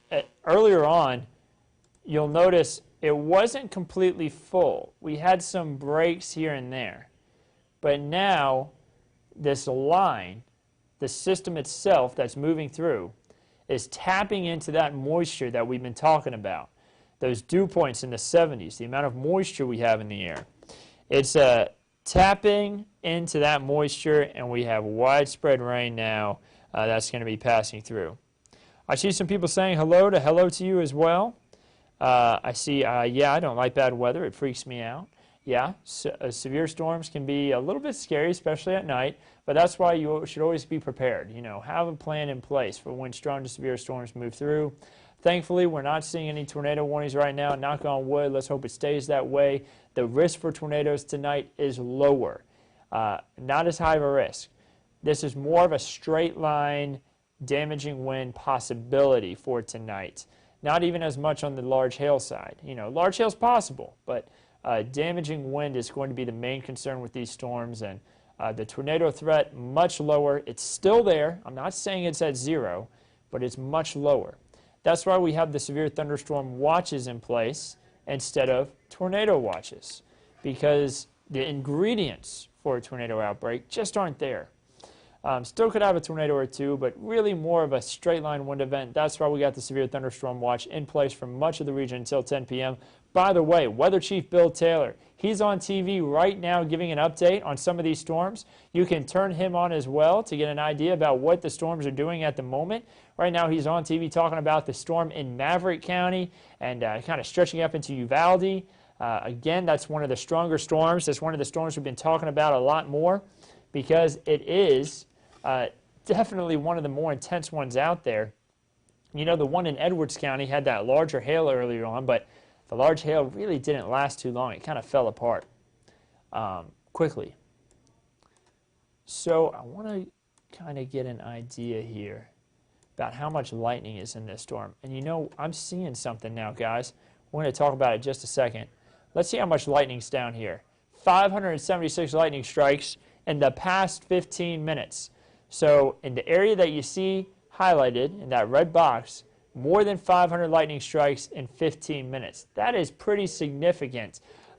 These are some strong storms. They're holding their intensity, but something is happening that may mean the storms are starting to weaken a bit. So I want you to notice this right here, this little green line out ahead of the storms. That is going to be sparked up by strong winds that are coming out of this storm. And what that lets us know is the downdraft. So the updraft is the storm intensifying, a growing storm. The downdraft is when all the moisture and air goes down to the surface, pushes out ahead of it. If we've got that little line out in front, that lets me know that there's outflow, a strong outflow of air. That means that the downdraft is kind of intensifying. So that could let us know that these storms are starting to quiet down a little bit more. Still severe, still dangerous, and really strong winds out ahead of it. You're going to feel a gust of wind in Uvalde in about 15 minutes or less. Now, the storms aren't going to arrive for maybe another 30 minutes to 45 minutes, but in about 15 minutes in Uvalde, you're going to all of a sudden be hit by a gust of wind, and you may even see a spooky cloud up in the sky, like maybe even a roll cloud or something that looks like a shelf cloud passing over, and then it will get quiet for a little bit, and then the thunderstorms will arrive. It won't be necessarily quiet. You'll hear the thunder, but and then the rain will start to come in, and the winds will pick up. So know that we do have that little bit of a gust out ahead of the storms, so don't be surprised if the winds pick up before the rain even arrives. And then we have a lot of these storms that are just off towards the north still in Comal County, Blanco County. I have not forgotten about you in Canyon Lake. Do not worry. I'm keeping a close eye on these as well. Nothing severe about these. Probably some strong winds. Probably dealing with a lot of lightning. Let's go ahead and look at the hail. We may have some small hail associated with them. Maybe up towards grape-sized hail near Canyon Lake. So not within that severe criteria, but still may not want that grape-sized hail hitting your cars. So we're looking along 281, just east of 281 and north of 46. I believe this is going to be near Fisher. So yeah, I mean, we could be having a little bit of hail there, not far from Starksville. Starksville got a significant amount of rainfall just the other day, and they're getting a little bit more rain right now, but not as much as what they had the other day. That's the good news. So we bring back on radar here, guys. Again, if you're joining us late, we still have severe thunderstorm warnings in place for a lot of the region.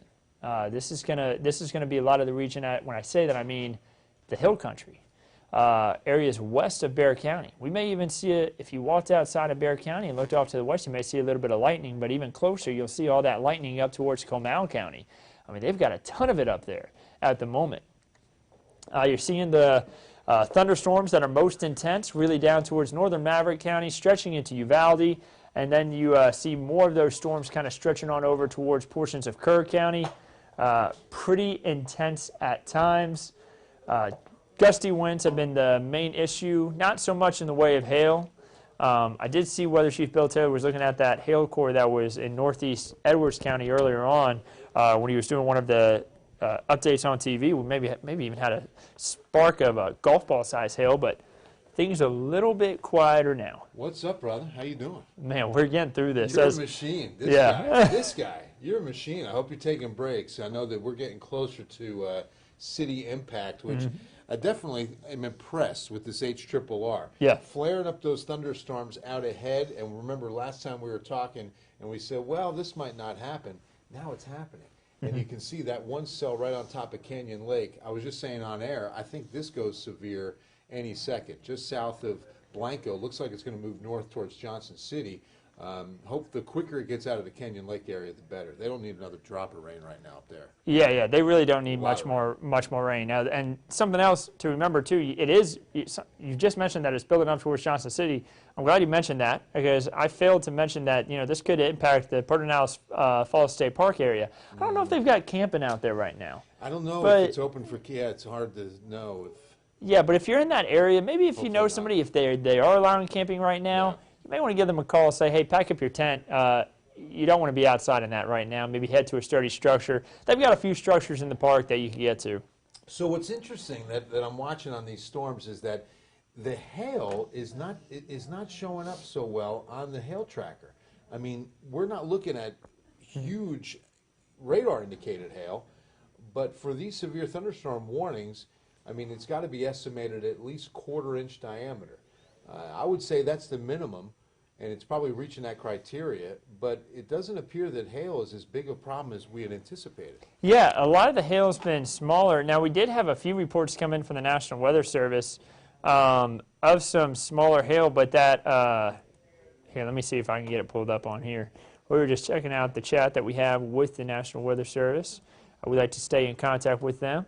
But some of the hail reports that we've had have been smaller. We had some smaller ones down towards Del Rio, but this is the one that you were looking at on air, just closer towards Sinkhole. 805. So Devil's Sinkhole State Park, about 1 inch in diameter for the hail. That's a pretty good sized hailstone.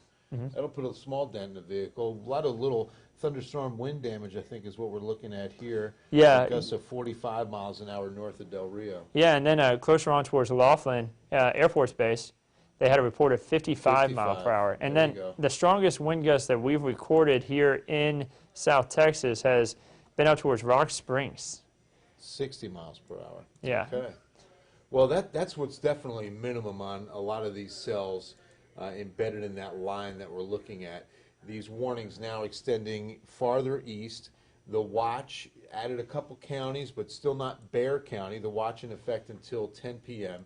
as we still expect these storms to have plenty of fuel in which to operate as it moves into San Antonio. And as I mentioned, we've kind of sped up arrival time. It does appear that it'll be before the midnight hour that this line begins to impact San Antonio. It's still about 70 miles out to our west right now. Yeah, and here's the thing, guys. Remember this. We've got a lot of showers and storms popping up, even in central to eastern portions of Bandera County, northern portions of Medina County, western portions of Medina County. This is ahead of that line. We're about to see a lot of thunderstorm activity just spark up across the region as a whole.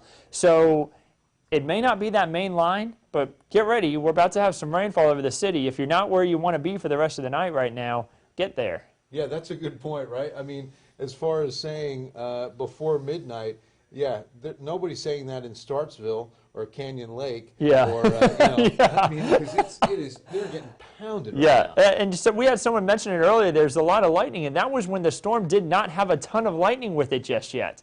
And now the storm has a lot more with it. I mean, look at that. There was nothing there, and this storm just flares right up out of thin air. Yeah, and thankfully, the really heavy rainfall associated with this is falling over the lake area instead of right on that cusp of like going straight from the lake into the river, because that's what we had a few days ago. It was just south of the lake, and it just filled up the river. But now much of this is likely going into the lake. I mentioned it earlier. It's only 95% full. It's got a flood pool, so there's no issue with the lake right now. But this is a spot that 2 nights ago, when we were talking about the storms Wednesday night into Thursday, like midday Wednesday and into Wednesday night, 2 to 3 waves of rain just right over top of Comal County. And we had that one electronic gauge reporting 8.5 inches. Ooh. It was unbelievable. And we have every reason to believe it because it, like I said, was a sophisticated system that recorded that. But 8.5 near Canyon Lake. So this rain, hopefully it moves out quickly. And this one's a slow mover. We got the line to the west. The storms out ahead of the line are slow movers. Once that line hits them, though, man, they're going to go. They're going to move away. Yeah, what you see just off to see that storm flaring up east of Uvalde. That'll be a slow mover to the north. probably going to move over Highway 90 as a stronger thunderstorm because it's building right now. Yeah, and in some of these storms that are out ahead of the line, it's a messy line right now. Typically when we see spin-up tornadoes within a line, the line is a little bit more defined than this. The line's a little messy, but we could have that possibility for, notice the direction of these storms out in front. They're moving to the north, the line is moving east. That can cause spin in the atmosphere, and we may get a brief spin-up tornado or two. Remember, tornadoes aren't as high of a risk tonight, but we will have that possibility of one or two tornado warnings. We'll watch that close. Yeah, and you know, compliments to the meteorologists of the Severe Prediction Center, you know, nailing it again on the situation most favorable, which is for severe thunderstorms and not tornadoes. Remember, out ahead of this, it was a severe thunderstorm watch, and that's still what's in effect until 10 p.m. If that was a tornado watch, then obviously we would have that more of a tornadic environment, but that's not the case. Yeah. Now, again, with these kind of mature and well-structured thunderstorms, there's a lot of wind energy. You can get rotation, and that can happen any moment. I mean, that's why we're watching closely, but so far, so good. We have not even seen a sign of rotation on any cells just yet, or any even discussion of that. Instead, it's just been a tremendous amount of dangerous lightning and high winds. High winds have probably been, you know, a bit more of a concern than even hail size. We've seen hail, but it's been relatively small. And I'm drawing some stuff on the screen here because we haven't talked about this just yet, or at least I haven't. If you're behind this line, everything out ahead of it still has that possibility for strong to severe storms. If you're in Rock Springs, Del Rio, yeah, you still got lightning. You stay inside. You still got some rain, but your severe risk is over. Right. So if you're ahead of that line, yeah, you still got storms. You still got the chance for severe storms. Some of you are already dealing with severe storms. But if you're behind it, you know, your severe risk is going down. And it's interesting to see that, again, this model performed so well 2 nights ago and now did a great job on nailing this line and what would pop out ahead of it, where you see those rogue thunderstorms popping that are not associated with the line. This computer model nailed it. And when I was back in the studio, I went ahead and looked at all the new runs. The RPM was the only one close, but this HRRR has still been performing really well for us. And let's take a quick look at what it's got over the next few hours and what it's got on impact for San Antonio. For the most part, it's been on the money. And we can see that it's got these, see how it flared up those storms individually out ahead of the line. The line right now is obviously a little bit farther. Let's go to 10 o'clock. And see, it still has it at midnight for us. I think it's going to be a little bit sooner. It looks like, I'm trying to do quick math, maybe 30 minutes behind as far as what we're looking at. So maybe about 11:30 for most of the city at the latest. And the good news is it still gets that good enough energy to push through. There's some residual storms, mainly to the south. You see a few individual pockets, but look, by 9 a.m., this model even has the sun coming out, with a lot of the cloud cover even breaking up. I wouldn't count on that as much, but I would definitely expect pretty dry weather for a good part of Saturday. Yeah. We might see some, you know, residual showers through Sunday, 20 to 30% pops, but nothing like what we're seeing tonight. Yeah, and this is, we had mentioned it earlier, 1 to 3 inches of rain over the next 7 days, and that really falls tonight. I mean, we could get about 1/10 of an inch to 1/4 of an inch over the next 7 days beyond tonight, and that's just for an area or two. We're not talking widespread. We're talking widespread 1 to 3 inches of rain tonight. That's what we're going to get for our region, and then it's going to be a lot quieter the rest of the 7-day forecast. And that 7-day forecast 2 days ago had that pocket of 5 to 6 inches. It was backing off every day. Today it was down to about, like you were just saying, about 1.5 inches in some spots. Again, 90% of which is going to be falling tonight. These isolated showers in the forecast could add to it, but it wouldn't be enough to really worry about. Yeah, something we got to be thankful for. You know, this system that was over closer on towards Houston, it's been a slow mover. Yeah, and if that system were to not meet the system we have moving through now earlier, we would have had that slow mover going across our area. We've gotten a lot more rain. But we got this system to our west passing through and pushing everything out of here. So we're thankful that it's moving through. We wish it would be a little bit quieter coming through, but at least it's going to get knocking down our rain chances a little bit for the weekend compared to what they could have been. Now, you remember when the lightning, always a good indicator on some radar meteorology that indicates the strengthening or the weakening of a cell package. Well, we saw a big cluster of that lightning for Valverde County thin out a little bit over Edwards County, but look how it's rebuilding now on its approach to Kerrville. So this is doing, just like I said, what that HRRR model nailed, and that pulsating action where these storms would diminish for a short time, then rebuild again, then maybe come down in intensity just for a touch, and then rebuild again.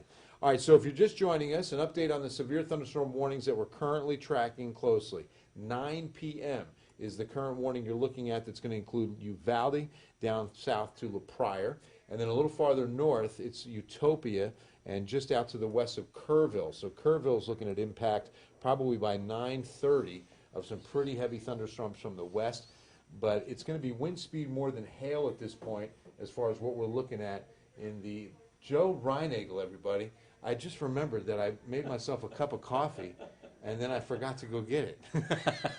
You know, I just... Thank you, Joe. It was sitting, I had to move it anyway. Oh, so you get your cup, yeah. He Ah! decided to move it all the way over here, which was nice. Yeah. You know, that's the kind of guy. You I guys are appreciate working hard that. over there. Appreciate Oh, well, that. thank you. Yeah. You need a cup? No, I'm good right now. You sure? Yeah, Okay. yeah. All right, we pace it out. For you. Thanks again, Joe. That was nice.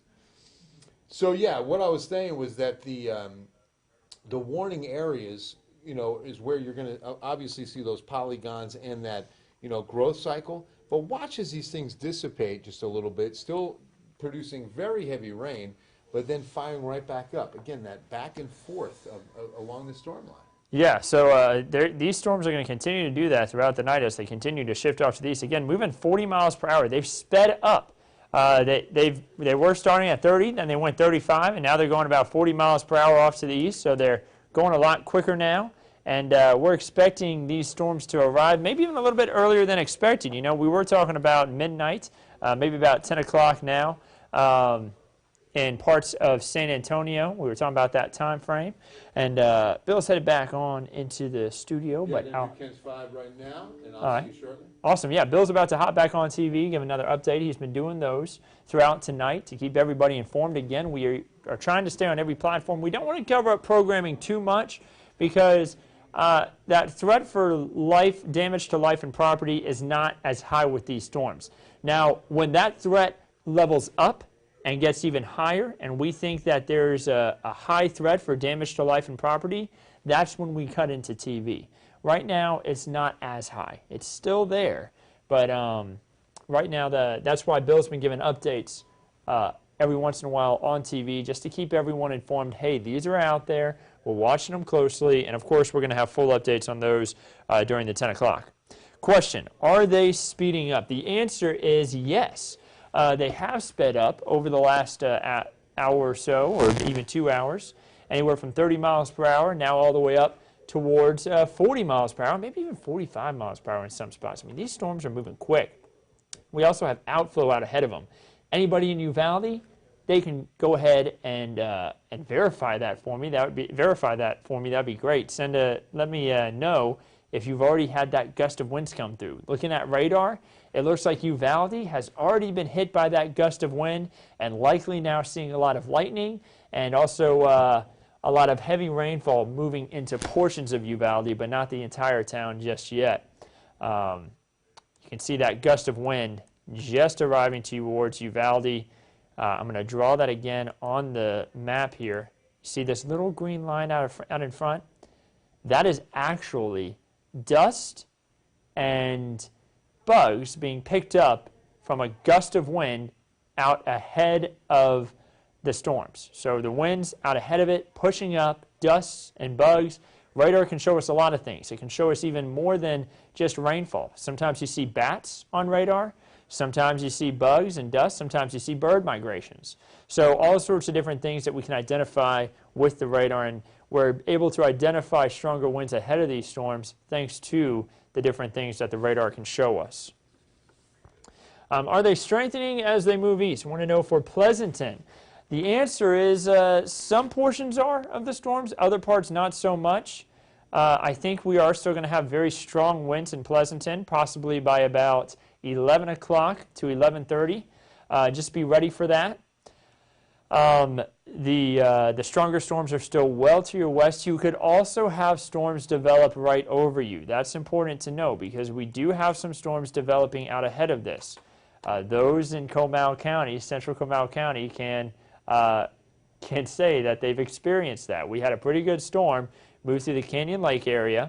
Still kind of lingering around in Canyon Lake. Blanco, man, we got heavy rain moving through Blanco at the moment. And also a lot of lightning. 255 plus lightning strikes stretching from Comal County into Blanco County just within the past 15 minutes. So very intense thunderstorms putting down some heavy rainfall. While we continue to talk about heavy rain, I see someone says, can you send a boat? Miranda, I hope you're not having too much rainfall in your area. I see the answer from Crystal. In Uvalde, a lot of wind, just like what we were expecting with that storm. Crystal, thank you so much for your report there. It's always nice to hear people's reports from the community as we continue to track these storms. Ground verification. We love to hear that in the meteorology community because it allows us to know that the radar is correct. Sometimes the radar can be wrong. And we like to know what people are seeing out in the community with these storms. So Crystal, thank you so much.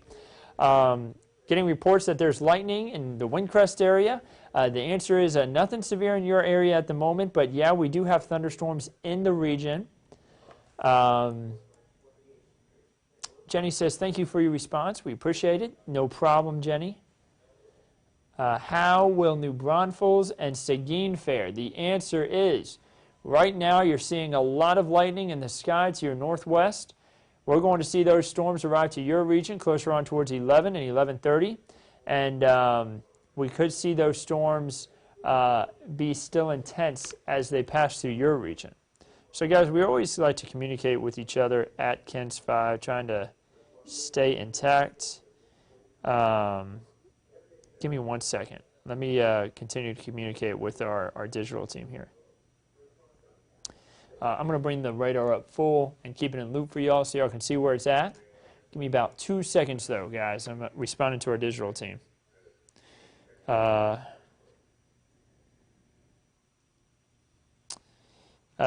So we are going to have storms moving through Bexar County by about 10 to 11 o'clock.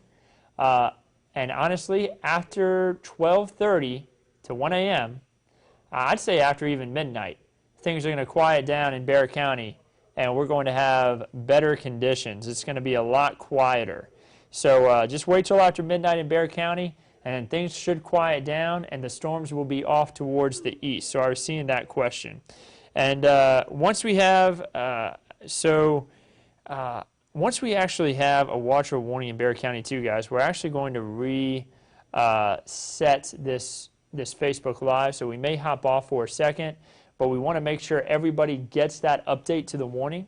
So once we have a severe thunderstorm warning for Bexar County, if that does occur, we're actually going to hop off here and we're going to send a new alert out, and we'll be back on Facebook Live. It'll be a new Facebook Live though, because we want to make sure everyone gets that update. We've been alive here for about 2.5 hours, nearly 3 hours, about 2.5 hours. And we want to make sure everyone knows, hey, these storms aren't just all the way up to Del Rio, like what we started off with. They've now arrived on the doorstep of Bexar County. So when we do have a severe thunderstorm warning issued for Bexar County, we are actually going to restart the Facebook Live. Just a heads up, guys. So those who are watching now, we may hop off. It'll probably be less than 5 minutes that we hop off and then hop back on with the new Facebook Live. But again, you know, we still have those severe warnings closer on towards Uvalde. The strong winds, the severe part of the storms with the frequent lightning and the heavy rain has arrived in Uvalde now, right there along Highway 90. Hondo, you'll be the next stop. You can see the storms already off to your west, more than likely, seeing lightning in the sky. By the way, Weather Chief Bill Taylor tracking the storms right now on KENS 5. So if you turned on KENS 5 on CBS on your TV, you would see him giving an update. He actually, now that I say that, just wrapped up the update. He had been on for a few minutes there giving the update, but our severe weather coverage continues right here on Facebook, YouTube, and the app. If you don't have that KENS 5 app, go ahead, head to the App Store, download it. You can stay updated on these storms as they continue to pass through the region. So, Kerrville, I want to talk about you for a second. You know, the severe part of the storm doesn't seem to be kind of right over your region. It kind of seems like it's further to the south and west. We may have a little bit of hail about to move into Ingram, though. So I'm going to zoom it down here. And let's look at the hail size here. It could be about marble to pea size, maybe about the size of a dime. About to move over through Ingram. That's moving along Highway 39. So heads up in Ingram. May get a little bit of hail here. Heavy rainfall, frequent lightning, all possibilities with the storm that's heading in your direction. Just a heads up. But I think the stronger part of the storm is going to be a little bit to your south and west. So I'm going to put everything into pause here. We still have a lot of heavy rainfall occurring in Comal County, stretching up towards Blanco County. Let me bring back up Facebook. Give me 1 second, guys, because I want to continue to answer your questions. Super strong winds in Uvalde. We had mentioned that. Yeah. The strongest of the winds now in Uvalde. So you had the winds, the outflow winds ahead of it. Then you had possibly a period where it calmed down maybe slightly. Not completely, but slightly. And then the winds picked up again as the severe part of the thunderstorm moved through. You got a lot of lightning, tons of lightning in Uvalde. I mean, I'm sure it's almost looking like daylight outside. That little area that I just highlighted, 295 lightning strikes within 15 minutes. So a lot of very active and noisy thunderstorm in Uvalde at the moment. Let's check the hail size just to get an idea. Along Highway 83, this is south of the town, we may be having some larger hail.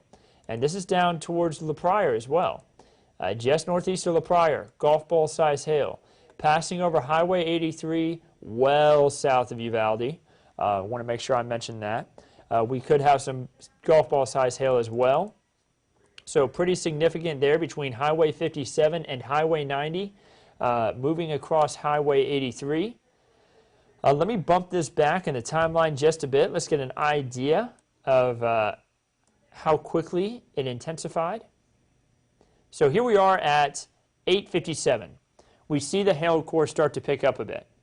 It's grown since then. So in about the past 7 to 8 minutes, really 5 to 10 minutes, we'll say, that hail core has grown from about pea-size hail all the way up to golf ball size. You just saw it happen live on your screen. We just had the latest radar update, and it looks like that hail core has grown even larger, mainly for the area just north of La Pryor, just across Highway 83, north of 57. I think this will stay north of Batesville. This will stay south of Uvalde. And this will stay on the north side of La Pryor. So maybe just in parts of La Pryor, but mainly off to your north and east of Highway 83. So we hadn't talked a lot about large hail in these storms more recently until now. Some of these storms are producing that possibility of larger hail. West of La Pryor, along 57, we may have golf ball size hail about to cross over 57. I do think that's going to be moving kind of more off towards the north and east, that hail core. Could pass through La Pryor, though. Not going to say that it's not going to. If you have any property that's outside that you don't want to get hit by hail in La Pryor, I would go ahead and move that property if it is safe right now. Remember, we already have a lot of lightning out there and heavy rain. Do not put yourself in harm's way. Eastern Maverick County. Maybe golf ball size hail. That is north of 277. That will stay north of 277. Quarter-sized and bigger hail in Brackettville. Just got that report. Thank you, Anthony. So we have quarter-size and bigger hail reported in Brackettville. Let me run this up here to Brackettville. That was probably earlier on. There you have it. We had that brief period of a spike in Brackettville. That's likely on the south side of town. So where 131 is, that turnoff right when you get east of town and head down south on 131, that's likely where he could have seen it. You may even seen it east of town. We had a little bit of a hail spike there too. So you noticed it weakened and then it picked up again in another spot. Remember, these hail cores are short-lived in these storms. They'll get big, they'll get weak, and they'll get big again. Robert says, where's Bill at? The answer to that, Robert, he's right now in the studio getting everything gathered up for the 10 o'clock newscast. He's also been giving updates online, over the air. He's come back here occasionally to help me out with the digital side of things, and he's also making sure that crawl continues to run at the bottom of the screen on TV. He's kind of updating everything on that side of things, and we're kind of tag teaming this, covering this together, making sure everyone can stay updated on all the different platforms here. But Bill is in-house, and he's handling a few other things behind the scene right now. San Antonio, a lot of hail, question mark. The answer is we could see some hail in San Antonio. Right now, it's not a concern, but we could see that change. So just a heads up. We'll keep a close eye on that. 60-mile-per-hour winds and quarter-size hail reported in Brackettville. Anthony saying that. Thank you for your report, Anthony. Getting reports of lightning in Fair Oaks. Super strong winds again in Uvalde. What about Fair Oaks Ranch? Right now, nothing severe in Fair Oaks Ranch, but we have that possibility of severe weather later on. Let me turn back on watches and warnings for us. Sorry about that, guys. So the severe part of this storm that's in western Bandera and western Kerr County, the stronger part of the storm is actually moving to the eastern part of the warning and almost out of the warning. We'll see if the National Weather Service decides to continue the warnings for this part of the storm system. I'm willing to bet they continue the warnings for the areas down towards Crystal City. By the way, that's a newer warning.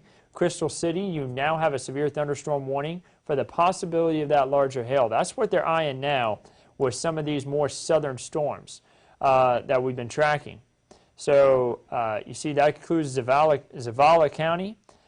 Maybe it's moving southeast at 40 miles per hour, so we're still keeping that quick pace. 60-mile-per-hour winds, nickel-size hail, and guys, we see that possibility of even larger hail, maybe even quarter-size hail in some of those storms. Give me 1 second, guys. I'm seeing the latest from the National Weather Service, see what they have to report. They're talking about the possibility of a new severe thunderstorm watch southeast of the current watch. So that would likely include Bexar County. Just a heads up. We had marble-sized hail reported at Garner State Park earlier on. An aerial flood advisory, which just lets us know there's a lot of rain falling. That's for Blanco, Comal, Hayes, and Kendall County. That just lets us know that a lot of rain has fallen, more rain is expected, and we could see some localized flooding. That's basically what we're watching. So that could fill up the rivers and streams quickly. We're not talking about what happened on the Guadalupe River earlier on this week. I don't think we're going to have that issue. But we are going to have a lot of water enter the river pretty quickly, just not as intense as what we had earlier on this week. What is the ETA, estimated time of arrival in downtown? The answer is kind of closer on towards 10:30. 10 o'clock, 10:30, we could see the storms arrive in downtown San Antonio. See a question about where Bill's at. Again, Bill is in-house. He's right now updating some stuff for on TV. He's been stepping back here every once in a while to help me on the digital end of things. But Bill is in-house. He's getting everything ready for the 10 o'clock, handling a few things behind the scenes. And he'll probably step back here sometime soon just to say hello and also help me out, give out some of these updates for you as well. Again, though, he is in-house. Don't worry. I see, Bernie, Texas, maybe even as early as 9:30 to 10 o'clock, we could see these storms arrive. I want to see if we have this new severe thunderstorm watch in place. I haven't seen anything just yet. But you notice that some areas, the severe thunderstorm watch has been trimmed back, closer on towards Sonora. You see no longer under severe thunderstorm watch there. We're going to see other areas get trimmed out of this watch soon, like Valverde County could get trimmed out. Edwards County could get trimmed out all over the next about 30 minutes to the next hour.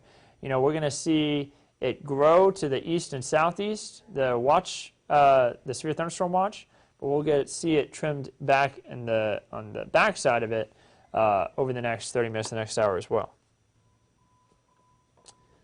Okay, so let's pull back up radar here, guys. Again, the strongest of the winds, they've really arrived now for our friends in Uvalde. We now have a new severe thunderstorm warning, and guys, we talked about this one possibly going severe when Weather Chief Bill Taylor was back here just a moment ago. He said he would not be surprised if they warned that storm that was over Canyon Lake. Now, the storm has now moved off to the northwest, so this does not include Canyon Lake. But in northern Kendall County, southern Blanco County, we now have a severe thunderstorm warning with the possibility of some damaging wind and larger hail. So right now, it's moving off to the, let's see what they have on the speed of the storm, moving northwest at 15 miles per hour. We mentioned the storms ahead of this main line are a lot slower moving. So only 15 miles per hour. Quarter-size hail is the main threat. So damaging winds, not as much of a threat with this storm, but we could have some quarter-size hail associated with it. Let's pop up our hail tracker. And there you have it. There's a little blue bullseye right there in Kendall County. That's just been kind of trucking along. Could have maybe up to golf ball-size hail within that. Candalia, that could be impacting you. FM 3351 north, that's where the hail core is crossing now. FM 473, could have that hail core impacting you soon, just a heads up. This is all west of 281 and moving away from 281, so just a heads up on that too. Still large hail down towards Uvalde. Sabinal, you're about to have a pretty good sized hail core pass through your area. La Pryor, right now, we have golf ball size hail over your region. That's falling right now. Sometimes our hail tracker goes a little bit higher than what the actual hail size is, but I'm still willing to bet we have damaging hail right now in La Pryor and Batesville. This could be heading in your direction. So go ahead and bring that property that could be damaged by this hail inside. Uvalde, this hail is east of the town. And I think it's going to stay east of the town. But we could have damaging wind or damaging hail east along Highway 90, getting close towards Sabinal now. All right. So we now have a tornado warning in place as well. This tornado warning in place just northeast of La Pryor. And guys, we're going to focus on this just a little bit more. So I'm going to stand up here and let's see this rotation, see exactly where it is. This is southeast of Uvalde. Uvalde, you are not included in this tornado warning. This is for Zavala County until 9:30 p.m. If you are along Highway 57 where it meets 127 or just west of that area, you need to be in your tornado safe spot. That is the most interior room of your home, away from any windows, any exterior walls. If you know anybody out driving in this area, give them a phone call and tell them to head to a safe spot. Nobody needs to be outside and nobody needs to put themselves in danger with this. Again, we do have a tornado warning that has been issued. We had that as a lower risk for tonight, but still not a zero. This is northeast of La Pryor, and it is going to be moving away from La Pryor as well. So this is a radar-indicated tornado. It is moving off towards the north at 30 miles per hour. So this is a thunderstorm capable of producing a tornado, and it's moving north at about 30 miles per hour. So let me get an idea of where that rotation is. Y'all will get to see this in real time, and I will let you know exactly where we think it is and where it could be heading. So, remember how I told you some of these storms could, out ahead, could get sucked into the line and we could see some rotation? Well, here it is. This is that rotation. They said it's moving off to the north. Guys, it could be just a little bit off to the north and east. Areas along Highway 57 between Batesville and La Pryor. This is where that tornado threat is.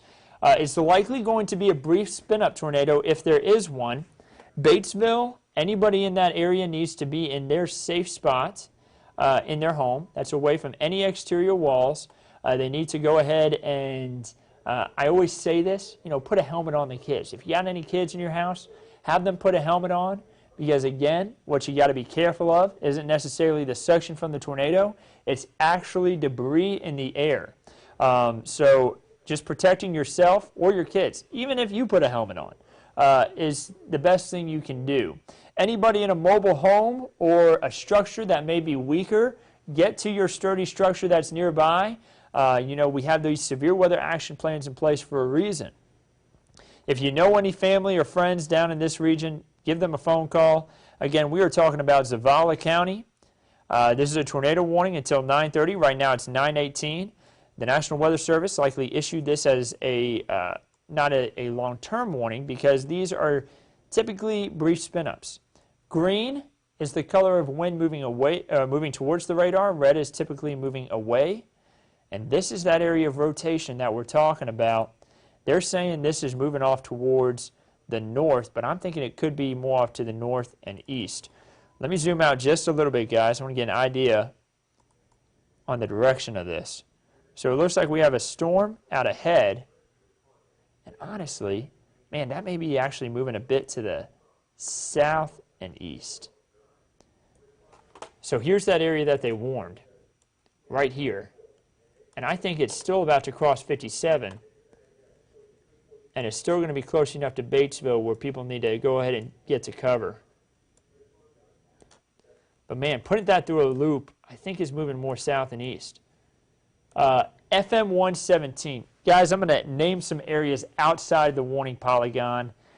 For good reason, I think it's moving more south and to the east. So South FM 117, where it meets FM 1025. If you know that area, if you live near there, you know what I'm talking about. Go ahead and get to your safe spot because this could be heading in your direction. Even though you're not included in this polygon, I think it's best that you do get into your safe spot. And I want the whole town of Batesville also in their safe spot. We want to make sure everyone stays safe. I see a question, where is this at? Cynthia, I will zoom out. There's San Antonio, let you know an idea of where it is. That area of rotation, let me circle it. We got the tornado warning here, but the area of rotation, honestly, a little bit outside of there. And I'm going to see if the National Weather Service is seeing something that I'm just not picking up on just yet. If there's another area of rotation that I'm not seeing.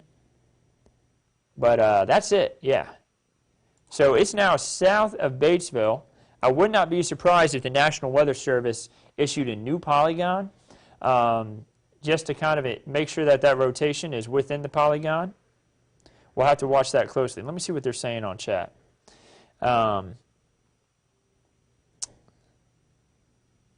they're talking about an outflow boundary impact where it's intersecting another storm. That's what we're talking about whenever the storms are moving north and then we have the other storms moving east. That little bit of rotation, we've talked about that throughout tonight.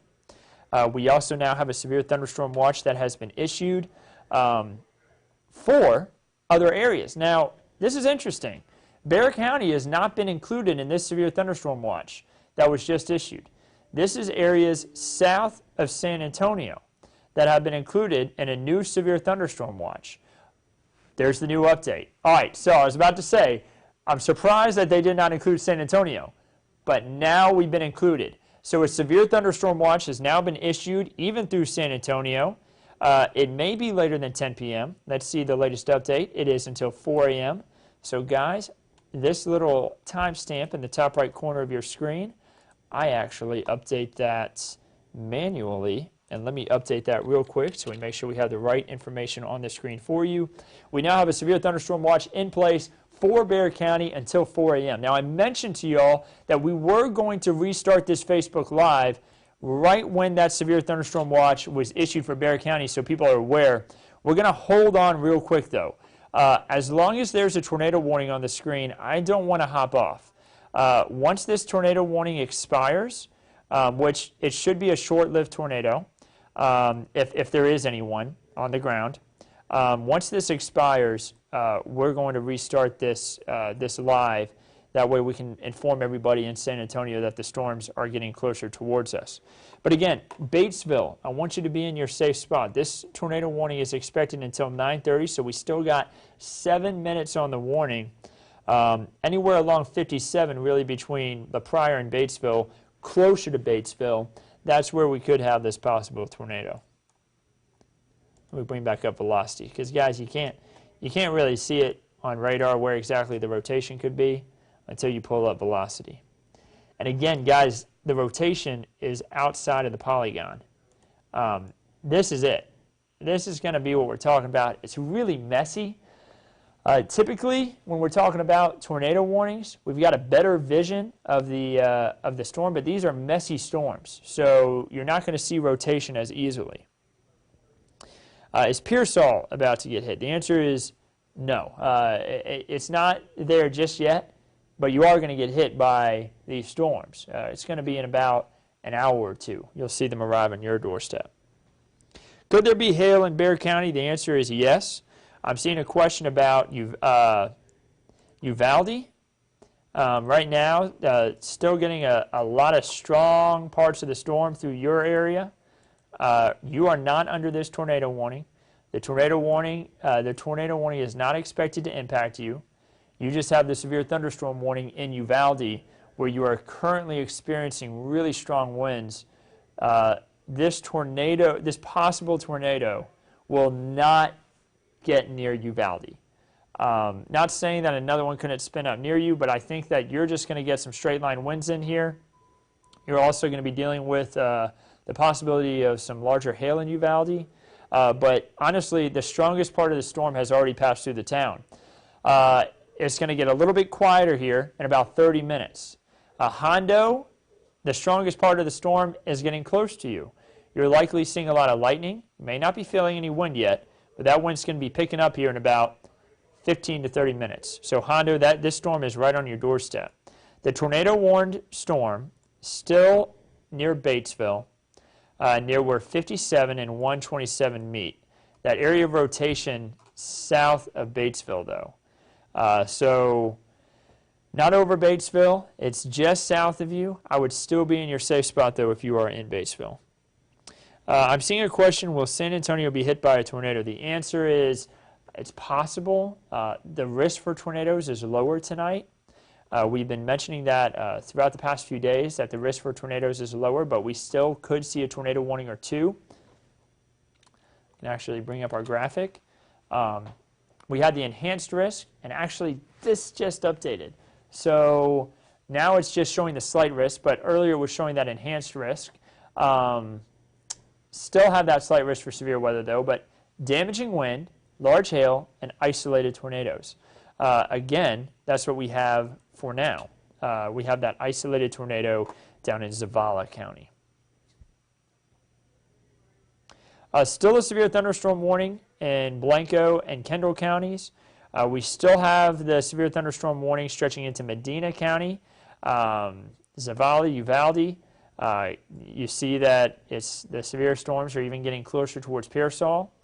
Pearsall, you may want to go ahead and put your valuables closer to the house. Get ready, because the stronger storm is approaching your area. And then Crystal City, a lot of strong storms approaching your town now. So guys, this tornado warning has about 4 minutes left on it. We're going to stay on for it. Again, the rotation is weaker, so I don't see them continuing the tornado warning. I'd stay in your safe spot until 9:30. If they continue the tornado warning, then I'll let y'all know. But the area of rotation is south of Batesville. It is moving away from Batesville. If you live south of Batesville, though, you may encounter some strong winds, and there could possibly be a tornado in that area. I'm going to circle where I think it is. This is that rotation that I'm talking about. That's winds towards the radar. That's winds away. So that's a little bit of rotating wind right within here. The rotation, not as impressive as what it was earlier. It honestly wasn't too impressive earlier either, but still you could have that possibility of a brief spin-up tornado. That's why the National Weather Service went to issue that warning, and I'm in complete agreement with that, by the way. But I do think that the rotation has shifted a little bit south of 57 there and a little bit south of the polygon itself.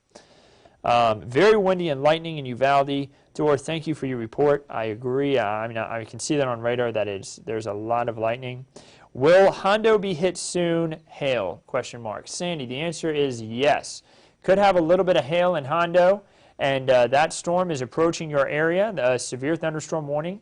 Let me bring it up a little bit higher so you can see. A severe thunderstorm warning is just off to your west. I'm willing to bet it's extended over towards your area. Let me bring up actual radar other than just the wind so you can see it. Let me give you a timeline when that's going to arrive to you as well. So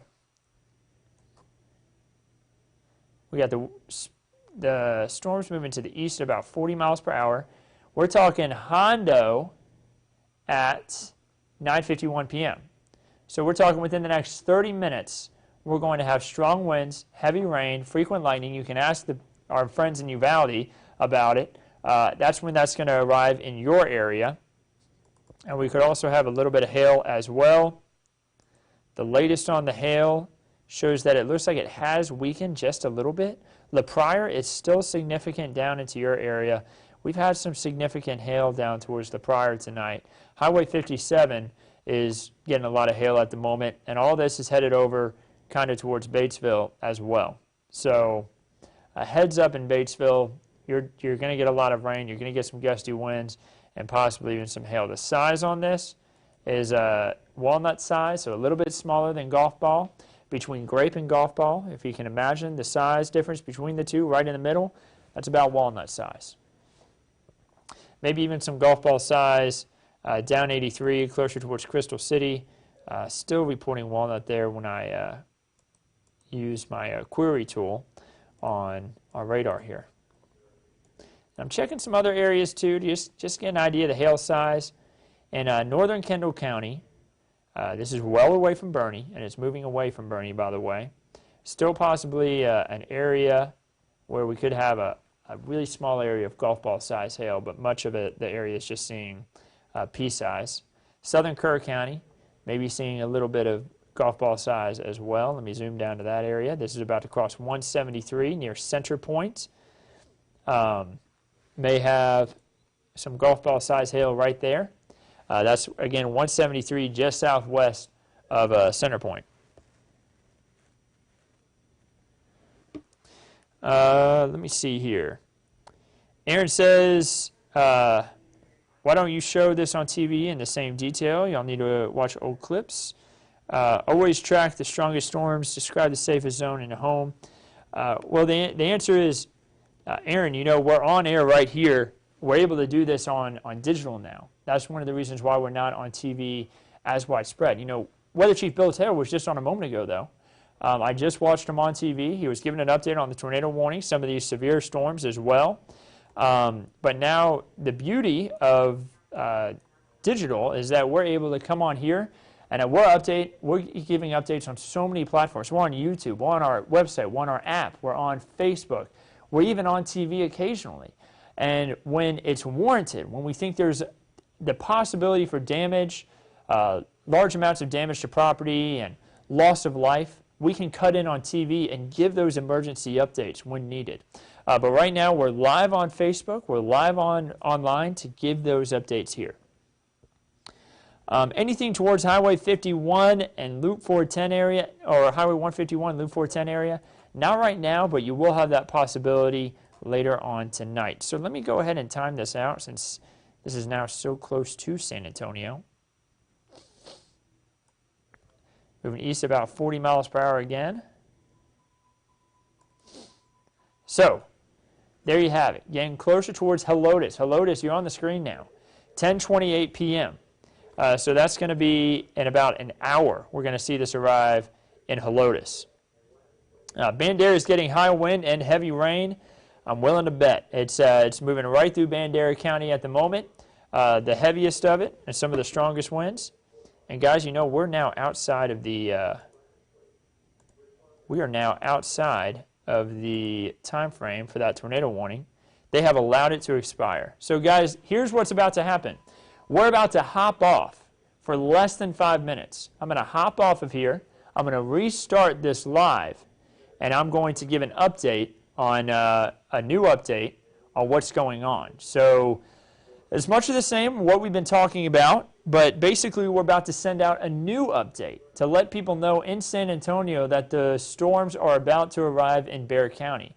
We're doing that way people in Bexar County don't get caught off guard. You know, we started this live 3 hours ago, letting people know that there were severe storms arriving in Valverde County. But now that some time has passed, people need another update so they know, okay, this is actually arriving to Bexar County now. So guys, we're hopping off here real quick. We're going to be on in less than 5 minutes again. I will be right here giving you updates. We're on YouTube, Facebook. Take this 5 minutes to head to the App Store, download the KENS 5 app. I say that because the KENS 5 app can give you updates throughout the night on these storms as they pass through, live looks at the radar, live alerts as tornado warnings and severe thunderstorm warnings are issued. You'll get those alerts on your phone, and we'll be able to keep you updated throughout the night. So guys, we're off for less than 5 minutes. We're going to be right back on. I hope to see you on here then. We'll have that update on New Braunfels, Jerdenton, and Pleasanton. I see a few questions coming in. The tornado warning earlier, Brianna, I'll just let you know that was in Zavala County. The tornado warning was allowed to expire because of the rotation weekend. It was not near Bexar County or anything like that. So we're hopping off. We just had a severe thunderstorm warning issue that includes parts of Bexar County. We'll be on in less than 5 minutes.